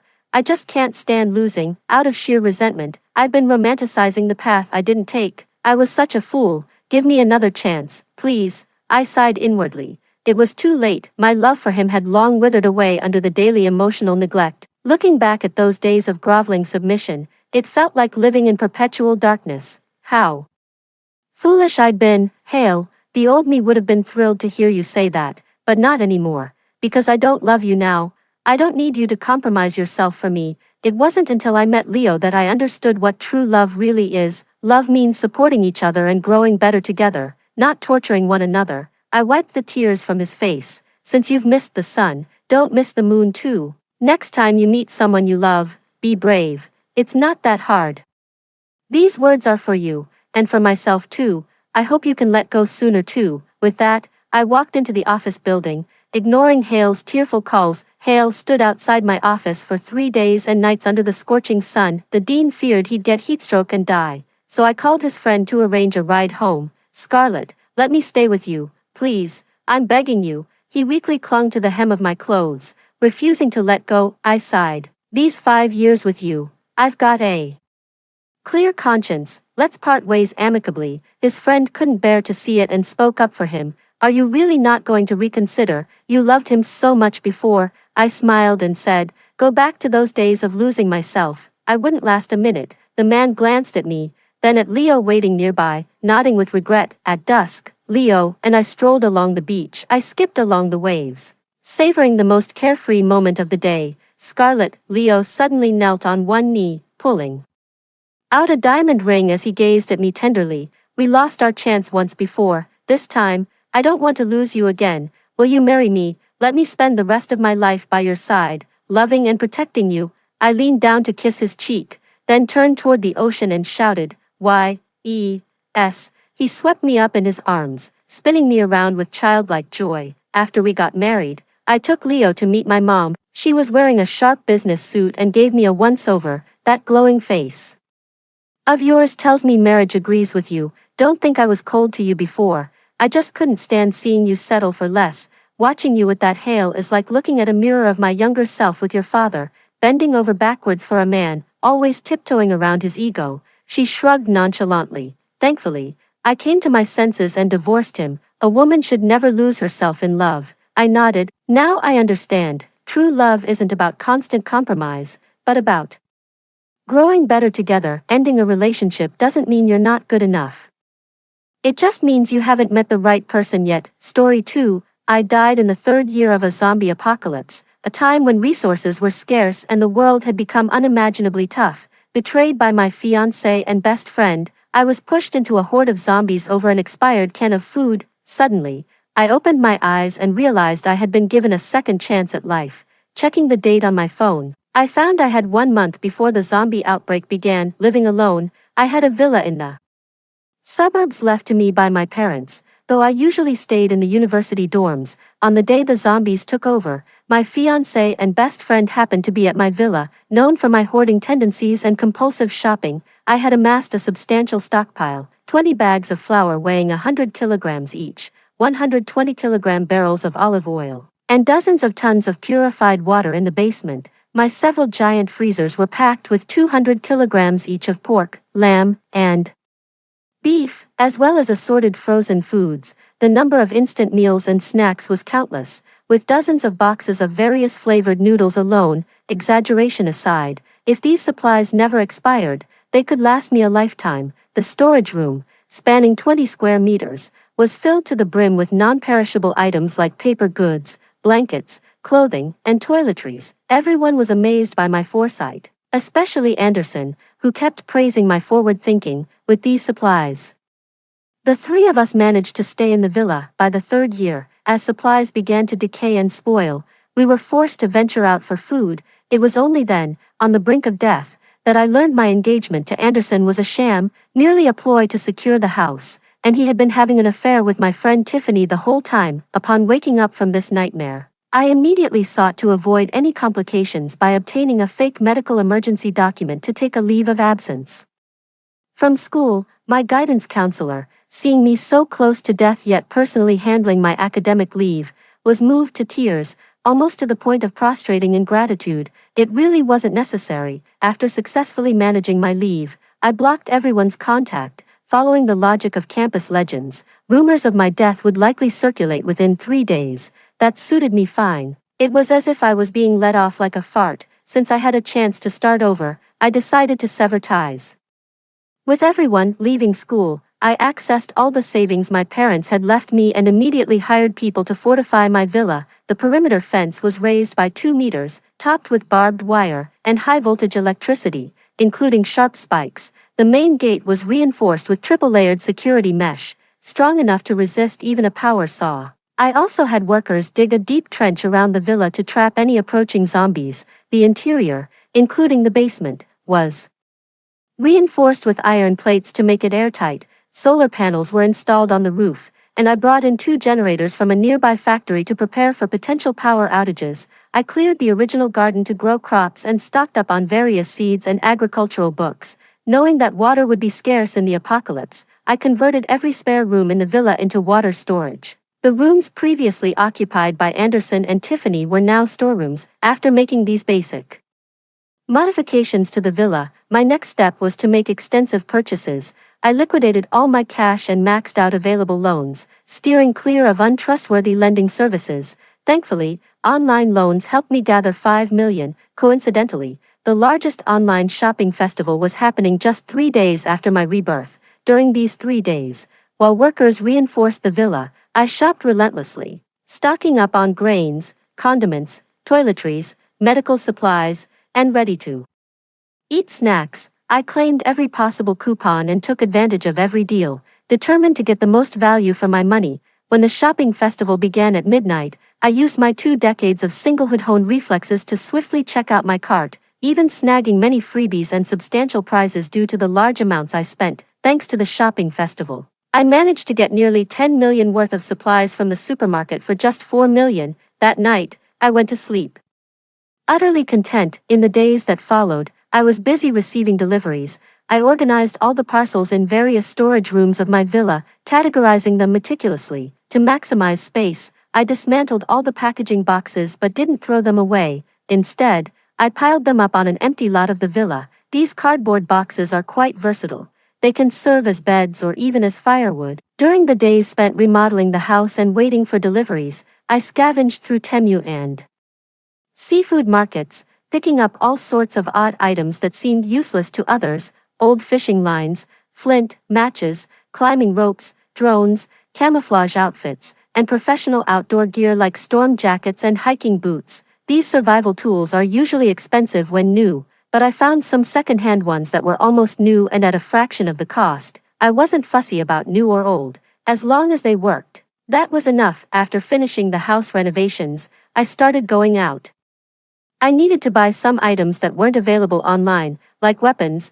I had already purchased baseball bats and zwilling chef knives, but I was cautious about searching and buying them too frequently as it might attract the attention of cyber police. I didn't want to waste my precious time dealing with police and explaining why I suddenly prepared so many supplies. In my country, getting weapons was always tricky. I put a lot of effort into it, delving deep into hidden alleys. Eventually, I actually found it. A black market. Weapons were pricey, and the million I had left wasn't enough to buy much. Moreover, the leader of the black market made me nervous. He was incredibly handsome, with a suffocating masculinity. Just his gaze made my calves tremble. I quickly bought 2 guns and 5 magazines of bullets, along with 2 knives, and then I wanted to leave.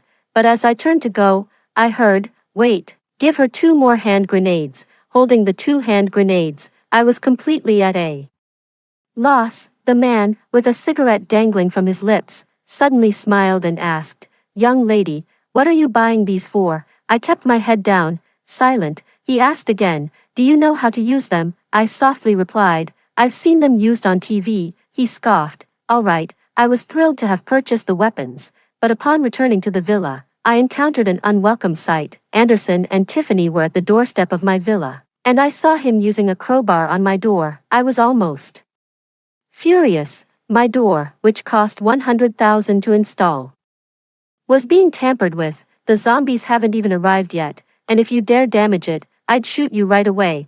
With a gun in hand, I felt incredibly empowered. I caught them red-handed trying to pick the lock, and there was a moment of awkwardness. However, Anderson quickly accused me anxiously. "Armani, I heard from the counselor that you were critically ill with brain cancer. Why didn't you tell me?" Tiffany added, "Yeah, Armani, why did you block us? Do you know how worried we were?" They stood there as if on a moral high ground, as if under a halo of saintliness. As if I had brain cancer. If I didn't have cancer in my brain, why would I have fostered these 2 ingrates for 3 years in my past life? Now, their urgency is evident, but do they really think I can't see the excitement in their eyes? If I die, being without an heir, they could claim my villa for themselves. Unfortunately for them, with the apocalypse less than a week away, every second counts for me. I don't have time to deal with them and need to get inside. Yet, I hear Anderson's odd voice from behind. "Armani, why did you remodel the house like this?" My heart suddenly skipped a beat. 9. "It's probably the fear of being unable to pay back a high-interest loan and getting chopped up," said a chilling voice near my ear. This time, my heart didn't just skip a beat. It nearly stopped altogether. It was the crime boss, Lewis. It really is this little girl. She vanished into thin air after borrowing our money. One of his henchmen pointed at me and shouted. Anderson and Tiffany looked at me suspiciously. Armani, what's this about a high-interest loan? Seeing their worried faces, one might think I had meddled with their very livelihoods. I decided to concoct a story on the spot. I fell ill, and all my money went into my treatment. I didn't want to mortgage the house left by my parents. So I borrowed 5 million with high interest to cover medical expenses.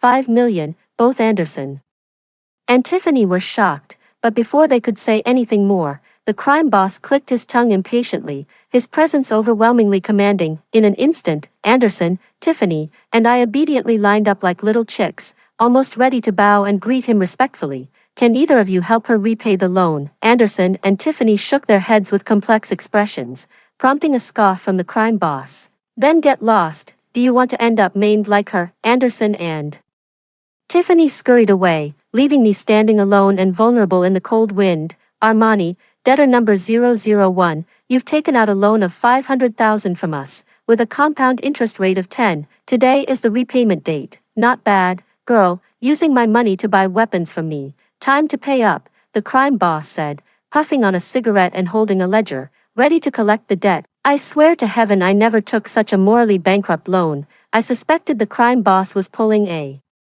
fast one on me, but I dared not utter a word. With less than a week before a zombie outbreak, except for the live poultry and seafood I ordered, only the water purification system had yet to arrive. I did the math, feeling desolate. I had budgeted too tightly. Forget 50,000. I couldn't even scrape together 500. I pulled a hand grenade from my coat. Big brother, would this do? The crime boss glanced at the grenade in my hands. Using the things I gave you to settle your debts.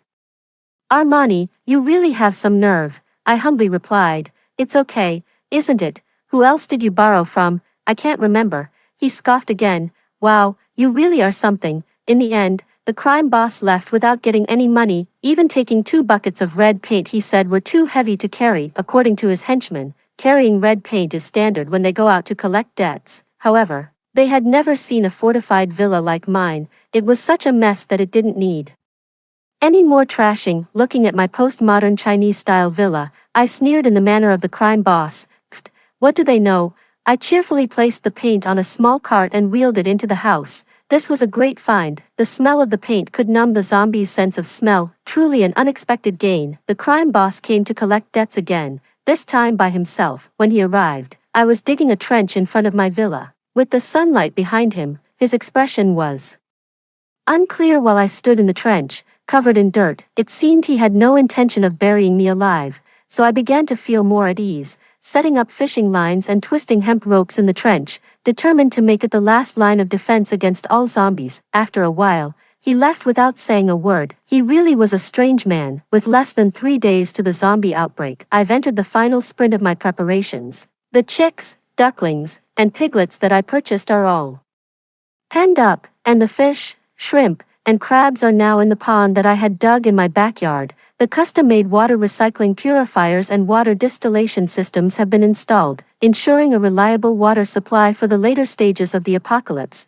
Due to the large quantity of goods I ordered online, I encountered some after-sales issues, leaving me no choice but to opt for a refund. This gave me some extra cash, including my last bit of credit card and Alipay credit. I'm ready to go out for one final shopping spree. According to my plan, I will spend most of the first 3 years of the apocalypse in my villa. To keep myself entertained, I've downloaded a plethora of novels, TV shows, movies, and games onto every electronic device I own, including TVs, computers, tablets, a Nintendo Switch, and a PS5. I also hauled a truckload of outdated comic books and magazines from a local secondhand book market back to my warehouse. After reading, I can use them as fuel for fire. Making good use of waste, this setup should nicely pass the time during my solitary apocalypse days. In my last life, it was always me who went out to find food while Tiffany and Anderson made excuses, one out of fear and the other to guard our supplies, to avoid leaving the house. This time, I'm not playing the martyr. First, I drove the small truck my father used for his business to pick up several barrels of diesel. It was hard to come by, and it will fuel my 2 vehicles, the small truck and an SUV. Then, I drove to the largest supermarket in town. After careful calculations, I figured I could still spend a total of 200,000 with my cash and new bank cards. I posed as a small supermarket owner stocking up on supplies and checked my inventory for any last-minute needs. My focus this time was on perishable greens. I planned to store half in the fridge and turn the other half into pickles. Any that spoiled could still feed my chickens, ducks, and geese. The supermarket manager was thrilled with a customer like me boosting his KPIs. He even kindly assigned a tall and burly loader to help me, but when I saw him, I froze for a second, recognizing the familiar scent of fear. It was Black Boss again. This was no ordinary loader. The manager had set me up with a top-tier problem. His sharp glance threw me a warning, as if to say, make a wrong move, and you're dead. Surprisingly, once Black Boss changed into the supermarket uniform and toned down his gangster vibe, he almost looked like an innocent young man. I heard the manager call him Louis. Watching a notorious black market boss actually move goods for me was surreal. As he exerted himself, the perfect muscle lines on his arms and neck swayed before my eyes, challenging my limits and making me a bit giddy. Did your loan sharking business finally go under? I blurted out, unable to help my sharp tongue. He shot me a sideways glance. Even if it did, you still owe me money, right? Right. I nodded nonchalantly, with the apocalypse just days away.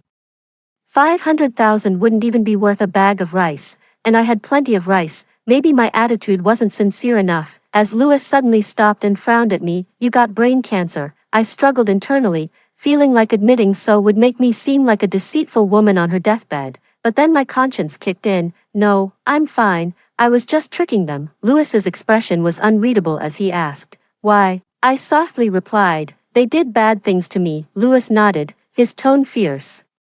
Good, because if you don't pay up, I'll have to kill you. Is this man allergic to romance? With such a sad atmosphere, he still dwells on this. As I was about to leave, he suddenly asked, Armani, if you come across someone who deeply hurt you in the past, what would you do? I thought about it. Here's a translation that captures the essence without being too literal. Speaking seriously, you can't always think about biting back when bitten by a dog. I will continue to live my life earnestly on my chosen path, but if they hurt me again, I will make sure to strike first. Louis smiled, a smile that reminded me of the high school heartthrob I once had a crush on, pure, clear, dazzling. It wasn't until he looked at me quizzically that I hurriedly shifted my gaze away. When it was time to part ways with Louis, he suddenly said to me, little trickster, don't go out anymore after you get back. Sitting in the car, I tilted my head in confusion. Suddenly, the news on the supermarket TV began broadcasting. Currently, a new virus is spreading in our city. Please wear masks when going out and avoid crowded places. I sharply turned to look at Louis. His expression was enigmatic. His lips parted as he silently mouthed to me, let's go. I drove home in a panic, thinking I had planned everything well. But I had overlooked one thing.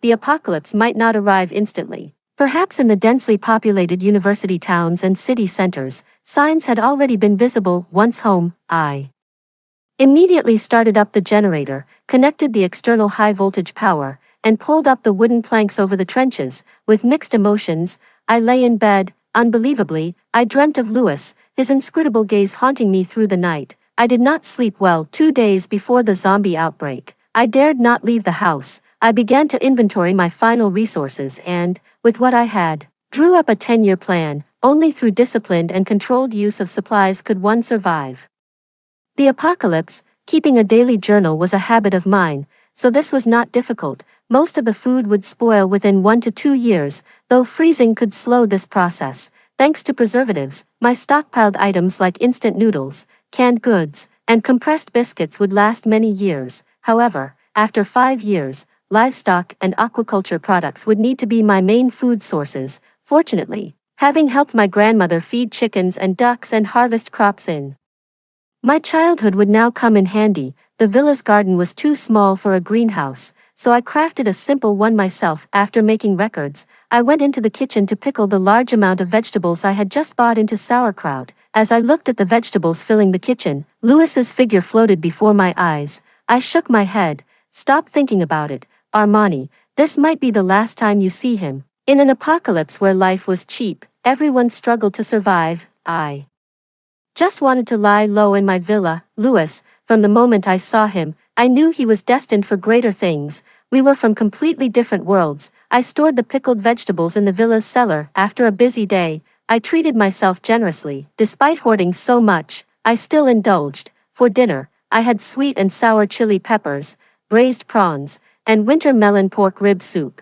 It tasted fantastic. Even if there was no room for creativity in the apocalypse, my cooking skills had not dulled. Having experienced the apocalypse before, I especially cherished food and finished all the dishes with 2 bowls of rice. After dinner, I started watching a series. Watching the half-finished series, I felt it was a pity if I didn't start the advanced playback now. This series would just get buried. The huge gap in the social status of the male and female leads. Will they end up together or not? Damn, I really want to know. Just as the plot reached its climax, suddenly noisy shouting came from outside. Armani, open the door. Armani, something's happened. Let us in. It was Anderson and Tiffany. My face instantly darkened, a shadow falling over my eyes. As I left the room, I had armed myself with a gun purchased from Lewis. The entire villa was fortified to be completely airtight. As I approached the door, only a wall separated me from them. Hearing me open the door, Anderson and Tiffany were visibly excited, shouting, Armani, hurry and open up. I remained silent. Armani. Zombies have appeared in the college town, just like in the movies. We barely escaped. Let us in first, Tiffany pleaded. Anderson added, yes, Armani, it's too dangerous for a girl to live alone in the suburbs. Let us in, I will protect you. I couldn't help but let out a sarcastic chuckle. Protect me, how shameless one must be to utter such words. My laughter made their shouting even more frantic. Suddenly, they quieted down. Through the door, Anderson's voice carried a chilling resentment.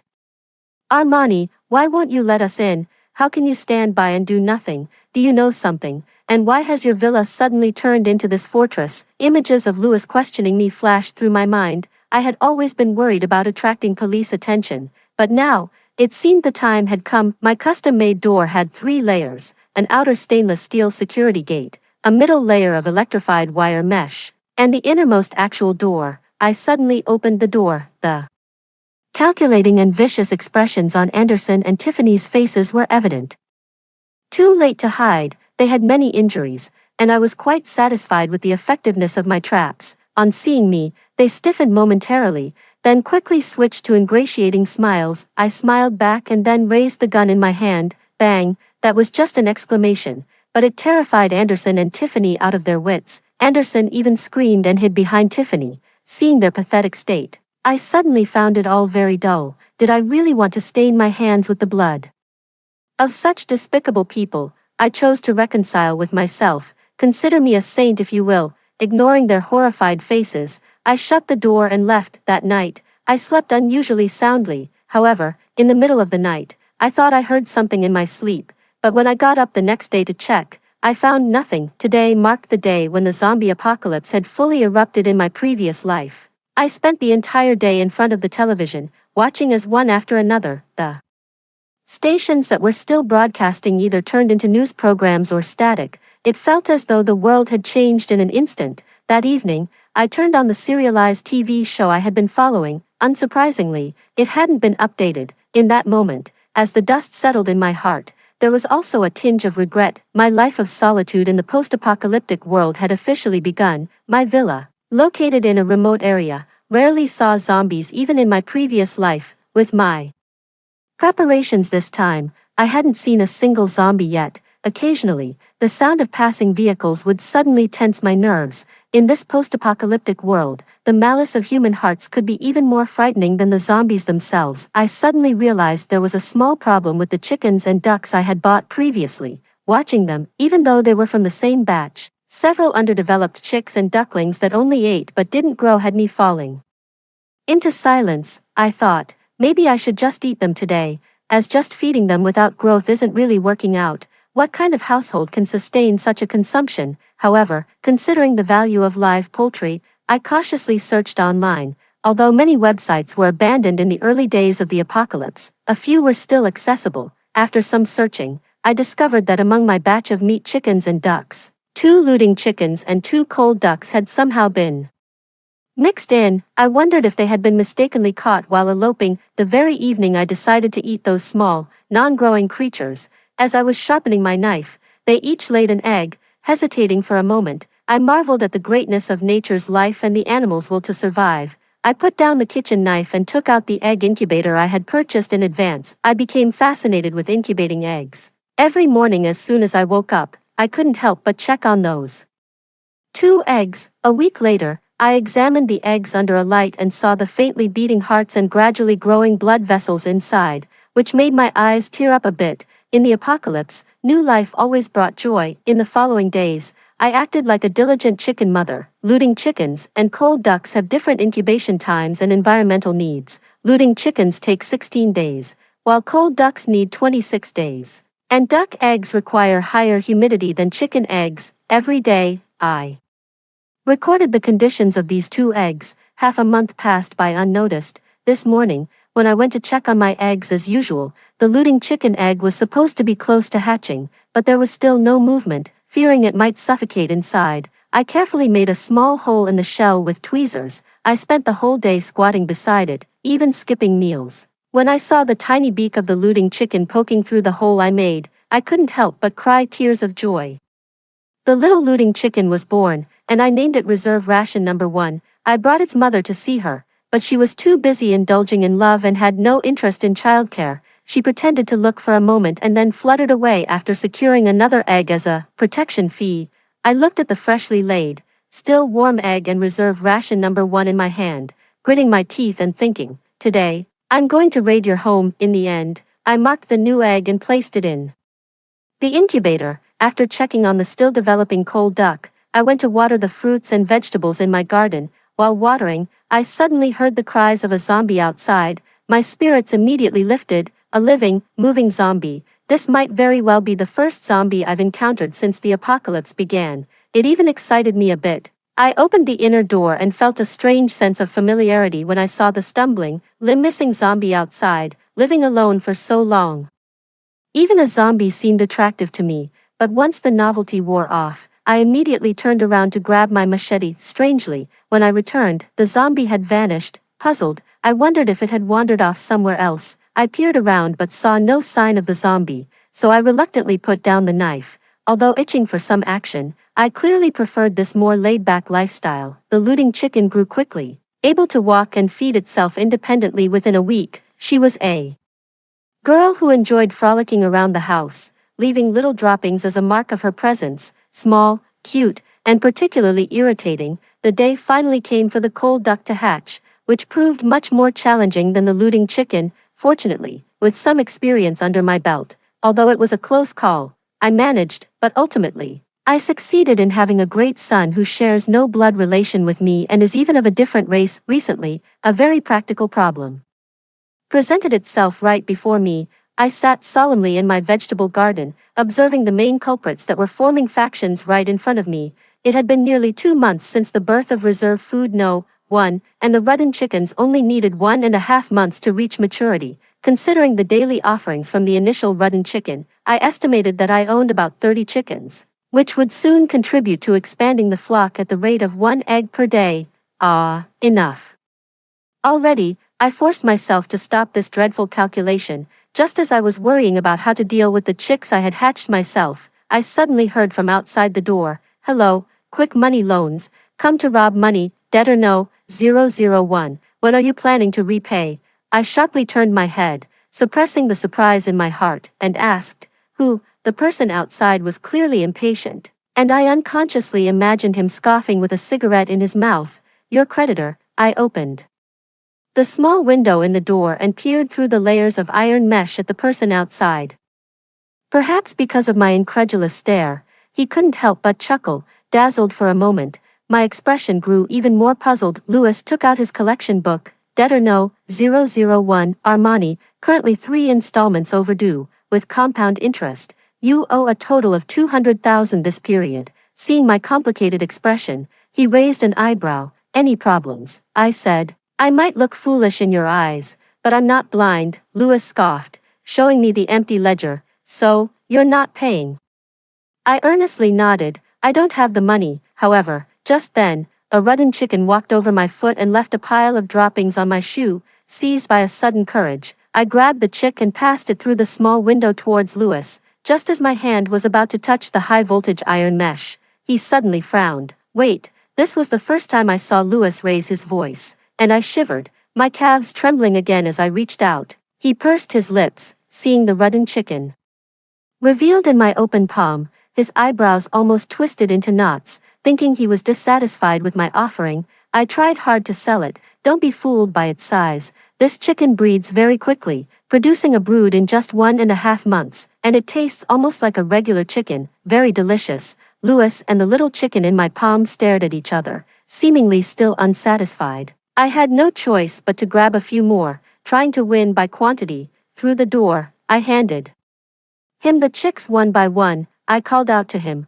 "Take them, quick," as if I were an overly attentive mother. After a brief silence, Louis took the chickens. The moment our fingers touched, I felt a slight burn. Later, as there were too many chicks, Louis couldn't hold them all and stuffed them into his pockets. When Louis left, I saw reserve food no one poking its head out of his pocket. It looked up defiantly, flapping its wings against its chest as if questioning my conscience. As Louis walked away, he left a remark, "This will only count as interest." After dealing with Louis, I breathed a sigh of relief. I was quite pleased. The problem of too many rotten chickens was neatly solved. Today is our country's Lunar New Year. My apple tree in the backyard has also reached its fruitful harvest season. Hearing the familiar jumbled sounds outside the house, I glanced through the peephole and opened the door, seeing my outfit. Louis paused for a second. "What are you doing?" his tone unsure.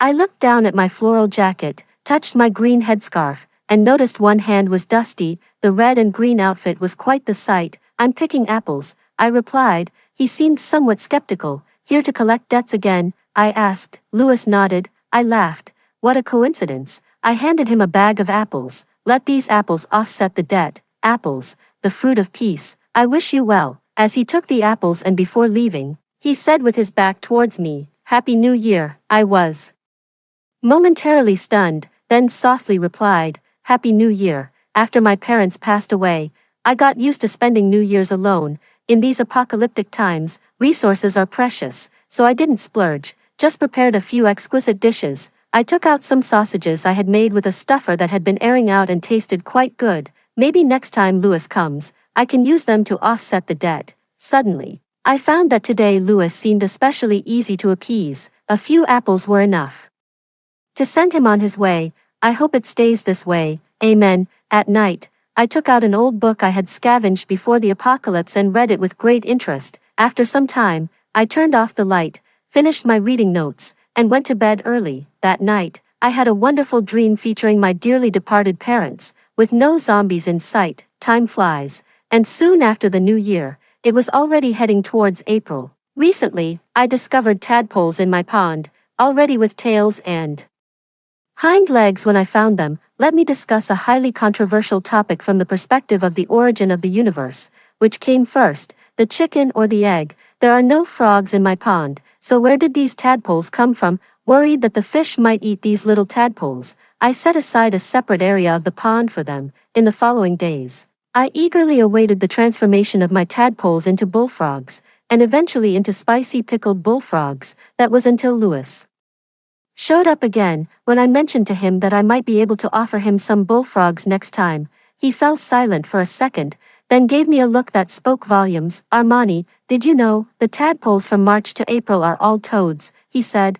My eyes widened in surprise. I slammed the door in anger, cutting off Louis's mocking laughter and outright refusing his request. "If I can't have bullfrogs, then neither can you. No one gets to benefit from this." Using the only working website I had left, I found out that indeed, the tadpoles from early spring, March and April, are all toads. Frog tadpoles aren't around until May. During the winter, toads burrow into the mud and hibernate in burrows they dig with their well-developed hind limbs. It seems that toads must have infiltrated my pond for hibernation early in the apocalypse. Reluctantly, I had to scoop all these tadpoles out. Although toads are good for crops, I really can't stand their appearance. Just as I was bagging the tadpoles, wondering how to proceed with the killing, I suddenly heard from outside, "Once you've scooped them all up, give them to me. I'm giving you a break this time. Consider it interest." It was Louis. He hadn't left yet. As I handed him the bag, I curiously asked, "What do you want these tadpoles for?" He smiled. To grow them and then go eat swan meat. He's always been handsome, but even more so when he smiles. Suddenly, I found myself looking forward to his next visit to collect debts. Recently, I've noticed an increase in the number of zombies. This is unusual. In my previous life, it took until the third year for this to happen. If zombies are becoming more numerous even in my remote location, I wonder what it's like in the cities. I used my binoculars to check the surroundings and, seeing no abnormalities, I took my machete and swiftly killed all the zombies loitering near my villa. This was not difficult for me. After my parents passed away, I took up freestyle fighting. Not to brag, but in our community, at the 52 kilograms level, I'm unbeatable. When Lewis arrived, he just so happened to witness me slicing the last zombie's brain in half. Much like chopping vegetables, the brain bounced a couple of times on the ground, scattering brain matter along its path. Both Lewis and I ended up focusing on the bouncing brain, even nodding slightly with its bouncing motion, feeling his gaze. I smiled sheepishly, the blade of my large machete still dripping with some unidentifiable fluid. The atmosphere was weird yet somewhat comical. Lewis watched me enter my house, and I hesitated about whether to invite him in. However, the state of the world made me hold back. Fortunately, it seemed Lewis also had little interest in entering my rather unimpressive stronghold. We had reached some sort of understanding. He would visit periodically, and I would prepare goods to offer him in advance. This time, I had prepared a basket of potatoes. June was the prime season for potatoes. Unexpectedly, he refused to take them. I looked at him incredulously, wondering if he had lost his mind. It's the apocalypse. To think he didn't even want potatoes, how inflated must his ego be? Yet all he said was, "Armani, don't go out anymore. Leave the zombies outside alone. Others will handle them." I blinked, struggling to grasp his meaning. People will handle it. You mean the property management will come with a forklift to remove the zombies? I asked. Lewis gave me a look that made me feel like a piece of rotting wood. Lewis left, and the words he spoke as he departed inexplicably filled me with unease. Anxiety made it hard for me to sit still, and I suddenly regretted just watching him go without saying anything. Back at the villa, I moved from room to room, checking my supplies over and over, as if that could somehow make me feel secure. As days passed, the intervals between Lewis's visits grew longer. Sometimes I had to replace the supplies I had prepared as they were at risk of spoiling from the long wait. Then, 3 months went by without a sign of him. I reverted to my solitary lifestyle, no longer needing to worry about supplies. My planted fruits and vegetables were maturing orderly, and my supplies began to grow. Like a tireless squirrel, I started storing the surplus food using various methods to prepare for the second winter. Since the apocalypse, living alone was exceedingly lonely. And despite the scarcity of resources in this post-apocalyptic world, I couldn't resist getting a pet. It was a cold duck I had hatched early on, whom I named Dada. Every morning, Dada would peck me awake at my bedside, his small, green bean-like eyes staring at me, reminding me of how you used to urge me to meet deadlines. Cold ducks don't eat much. Once grown, they eat 3 meals a day, and aside from their special duck feed, I would add some spoiled vegetables. Dada wasn't picky and ate everything like a garbage can. I was quite pleased with his practicality. Before winter officially began, Lewis appeared again. At that time, I was harvesting radishes, imagining all the dishes and pickles I could make with them. He appeared silently at the door,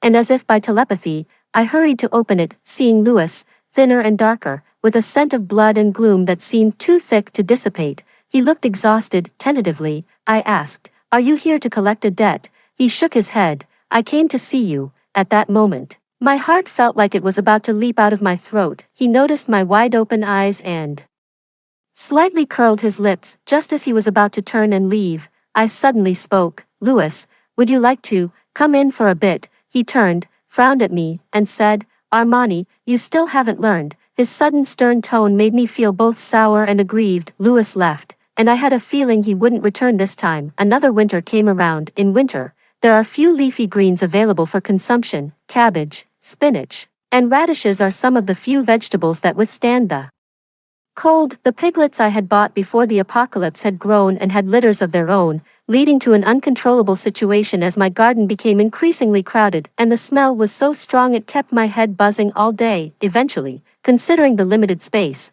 I decided to turn to my pigsty. Slaughtering a pig alone was not easy. The boar, fat and heavy, was tied up by me. and I pinned its head under my foot. With a swift motion of my knife, I ended its life. I then butchered the whole pig, cleaned, and stored different parts separately. This task was far from easy for me. A full-grown male pig about a year old weighs around 400 to 500 kilograms, not to mention the pork. Just the offal alone weighs about 50 kilograms. Their odor is so strong that even zombies would shake their heads at it. After 2 days of continuous work, I finally finished processing the entire pig. When I was done, I realized I had subconsciously set aside a portion, looking at the extra 50 kilograms of pork and offal I had reserved. I fell silent for a moment, then, I stored them separately in the freezer. As the new year approached, I carefully selected a perfectly shaped piece of pork belly and large intestines to roast. With the remaining quality meat, I made many dumplings filled with pork and green onions, pork with cabbage, and pork with pickled vegetables. I made the dough and rolled out the wrappers myself, shaping each dumpling like a little treasure, plump and mouth-watering. For the New Year, fried dishes were a must. I enjoyed eggplant and lotus root patties, and also crispy fried pork. I used the eggplants I had harvested last summer. When I got the lotus roots, I felt somewhat reluctant to use them. Growing aquatic plants like lotus roots was too demanding, and eating them meant having less. As I finished up and looked back, I had prepared more this year compared to the last. With the sounds of zombies roaming outside the villa, the new year quietly arrived. Even though I was alone in the villa, I could sense that the spread of zombies this time was worse than in my previous life. I didn't know what was happening outside, but hoped the zombie horde wouldn't reach my villa. Beyond that, there was nothing I could do. This new year, due to the turbulent times, I felt no joy. After eating the New Year's Eve dinner alone and cleaning up the leftovers, I opened a new book. Just like last year, the book remained on the title page until nightfall. Suddenly, a familiar roaring sound came from outside, and I rushed out with a belated joy on my face. As I stepped outside, I suddenly paused, frowning. I turned back to grab my binoculars to look outside, and when I saw that the person in the car was not Lewis, I immediately closed the villa's high-voltage electric gates. To save electricity, the villa lights were off, and I observed the people in the car from the shadows using my binoculars. He looked familiar. He was the same underling who had come with Lewis to collect debts before. He was the one who had gruffly carried down those 2 buckets of red paint. When I saw him get out of the car, I cocked my handgun. Surprisingly, after getting out of the car, he didn't approach my villa. Instead, he raised his hands high, and when he opened his palms, I saw a glossy little chicken inside. Proudly raising its head, its sesame seed-sized eyes looked disdainfully at the foolish humans around it. It was clear it was pampered and well-fed, considering there might not be a third person in this apocalypse absurd enough to raise a Rudian chicken. I opened the gate, separated by the high-voltage wire fence. The underling and I stared at each other. He said his name was Thomas, a trusted aide of Lewis. Then, he showed me the tokens Lewis had sent with him, a Rudian chicken, an apple, a tomato, and a toad. It seems Lewis really did manage to raise those tadpoles. After showing me these items, he carefully packed them back into his bag like treasures. I was somewhat curious about why Lewis had sent Thomas, but then, Thomas did something that stunned me. He took out the familiar, unwritten ledger that had always been in Lewis's hands and tore it to shreds right in front of me. It was as if the already tenuous connection between me and Lewis was completely severed. He then looked up seriously and said to me, Lewis's exact words, "Dead or no, 001, Armani, your debts have been fully paid. From now on, there are no further ties." After that, ignoring my dumbfounded expression, he turned and walked away. Seeing him about to leave, I lost my composure and, forgetting about the high voltage, started to chase after him. Thomas turned his head in shock and exclaimed, "Slow down." I wondered how he knew the layout of my house. It reminded me of the last time I was delivering something to Lewis. He had reacted similarly. Suddenly, my mind was flooded with countless pieces of information. I asked him, "Where is Lewis?" Thomas's lips tightened, and with a sorrowful look, he replied, "Lewis is dead." I was silent for a couple of seconds, my tone complex. "Do you think I'm stupid?" he muttered under his breath. "Not stupid, just naive." I responded with a puzzled, and said clearly, "I don't believe what you're saying." Gritting his teeth, Thomas insisted, "I'm telling the truth, Armani, Lewis is dead. Stop waiting for him." As he spoke, Thomas looked about to run off as if chased by dogs. "Ah, there seems to be some misunderstanding," I said. "I wasn't waiting for him." Caught off guard, Thomas suddenly stopped. He turned around furiously, looking at me as if I were a con artist, despite being the one who started it. He now seemed infuriated. Angrily, he said, "Why wouldn't you wait for him? Do you have any idea what kind of women Lewis could have had with his status? Even the high-class socialites and top female celebrities at the base are all over him. He hasn't even spared them a glance. And you know why? Because of you. What kind of spell did you cast on Lewis? Always those little chickens, ducks, yes, and that toad. Even gifting him a toad had him enchanted, delighted for a whole day over such an ugly creature." Saying this, seemingly unable to contain his anger, Thomas pulled out the toad from his bag and thrust it in front of me. I couldn't help but turn my eyes away. Thomas grew even angrier. "You can't even stand to look at it, yet Lewis treasured it. Do you know the base is overrun with marsh chickens because Lewis never let us eat them? Someone who secretly ate a few was assigned to lead the search team for a week as punishment by Lewis." I really didn't know how to respond to that, but it didn't stop me from grinning ear to ear. Seeing my reaction, Thomas seemed to regain some balance. He straightened up and shared a lot with me. As he was leaving, he said earnestly, "Armani, sister-in-law, I'll call you sister-in-law. Could you wait for him, please?" From Thomas, I learned a lot. The first thing was about Anderson and Tiffany. After scaring them off with a gun that day, I never heard from them again. I initially thought they had fled elsewhere for refuge. However, unexpectedly, they died that very night from electrocution by the high-voltage fence at my villa. That night, the noises I vaguely heard in my dreams were Anderson and Tiffany getting electrocuted, and Lewis having someone dispose of their bodies. Additionally, the occasional rumbling of vehicles near my villa was explained by Thomas, who said that Lewis had people scheduled to clear the zombies around the perimeter of my villa. Not just the zombies,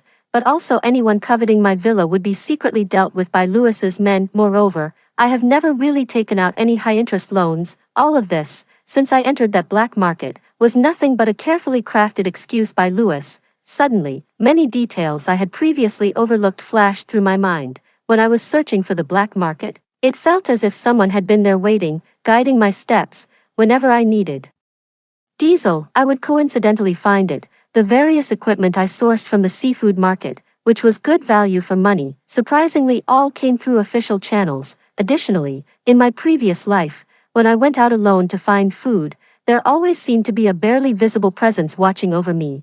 I wasn't sure if these events were connected, but I decided I would confront Lewis in person to get some clarity. Winter this year was exceptionally cold and remarkably lengthy. I used 3 times the amount of firewood and electricity compared to last year and added several layers to my plant and poultry greenhouses. Despite these efforts, my poultry and plants still suffered some damage. Every morning, I would find frozen dead chickens or vegetables. Sometimes it was chicks, other times fish, or even cabbages. Even those that didn't die looked wilted, huddling together to stay warm. Looking at the lone winter-sweet flower proudly standing on its branch in the garden, I secretly hoped that this winter would pass quickly. Fortunately, by May, the weather finally began to warm up. I noticed a significant decrease in the number of zombies after enduring the long, harsh winter. In my previous life, experts had not yet figured out the cause of the zombie transformation. However, through 3 years of combating zombies, people had gained some experience. Cold and darkness slowed the zombies down, and the cold made their sense of smell dull. It was speculated that after an extreme and prolonged cold, zombies might just go extinct, with the zombie virus remaining buried forever under the deep snow. When that time comes, people would welcome a spring full of blossoming flowers. I was somewhat hopeful, wondering if what I didn't see in my previous life might happen in this one. After a long, harsh winter, the garden I had painstakingly maintained for over a year was nearly destroyed. Thankfully, I had purchased a large quantity of seeds in advance. After clearing the completely frozen roots, I started a new round of planting before the arrival of summer. It was a tremendous task, taking me 4 whole days to complete. Due to the severe winter, the entire seasonal cycle was disrupted, and I could only rely on my experience to plant the seeds at the right time. After planting, time seemed to relax. I moved a lounge chair into the courtyard, sat down with a book, and quietly awaited the sprouting of the new seeds. Recently, I have been hearing loud explosions coming from the center of the city for several days in a row. I am too far from there to see clearly. Even with repeated attempts using a telescope, the layers of buildings still blocked my view. while organizing the warehouse, I stumbled upon a drone that I had picked up from a seafood market long ago.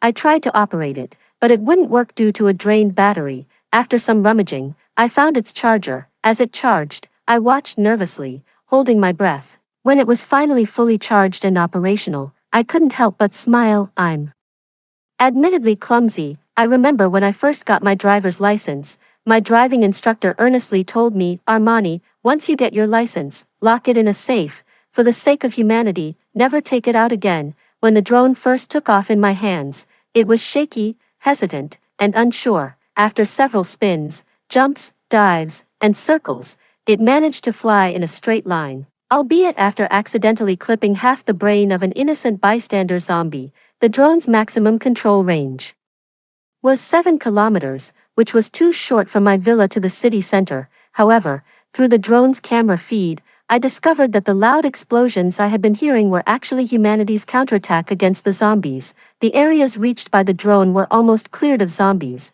and now the fiercest battles were happening in the city center, where the zombies were most concentrated. It felt like victory was waving at all of humanity. When I retrieved the drone, my emotions were so stirred that I couldn't calm down for a long time. A week later, one early morning, I was abruptly awakened by loud noises coming from the city center. The fact that I could hear such a commotion even from my location suggested a grand scene in the city center. I had a strong premonition that the apocalypse was over, at least in my city. In that moment, my eyes welled up with tears, feeling fortunate. I also felt somewhat lost. That day, I sat alone in my vegetable garden all day, sensing my unusual mood. Even the usually carefree Dada couldn't help but waddle over and look at me with its nostrils. It pecked me. I pushed it away, and said sternly, "Don't disturb me, I'm thinking." Watching me seriously daydream, Dada jumped into my lap, and we basked in the sun together. As we sunbathed, I began to feel sleepy,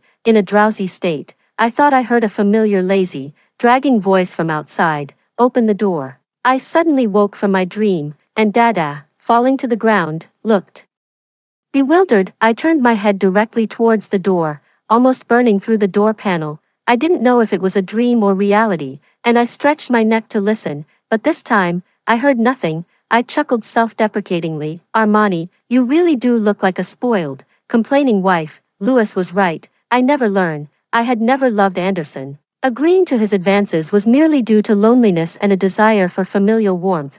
I had long realized that he was involved with Tiffany, and I wasn't angry. In fact, I was relieved as it gave me a legitimate reason to reject his physical advances. Not understanding why I suddenly fell into melancholy, enveloped by a heavy mood, Dada was a bit bewildered and squawked, "Ga." The next second, "Armani, are you expecting your duck son to open the door for you?" I suddenly stood up with a start and swiftly pulled open the door. Seeing the person outside through the wire mesh, I remained silent, observing my stubborn expression. Lewis suddenly laughed. "Armani, you've really outdone yourself. Not only have you managed to gain weight since we last met, look at what Lewis is saying. To be able to eat is a blessing, and keep out of fairy business." Lewis had lost weight, so much so that he looked almost unrecognizable. His hair had grown a bit too long, and his stubble seemed prickly. Even through the door, I could smell the strong scent of gunpowder on him. He must have been involved in the recent crackdown in the city center, and it's very likely he had just returned from the front line. Was he here to share the joy of victory with me? After observing him for a while, I couldn't help but blurt out, "Lewis, how could you let yourself go like this?" He frowned at me, as if wondering why I suddenly decided to speak up. We stood facing each other in silence for a while, the atmosphere turning strange. My big toe couldn't help but start fidgeting. "I'm leaving," he said. I suddenly got angry. I questioned him. "Lewis, do you like me?" He was taken aback, and before he could react, I went off like a wild horse that had broken free. "Whether you like me or not, I'm laying it out today.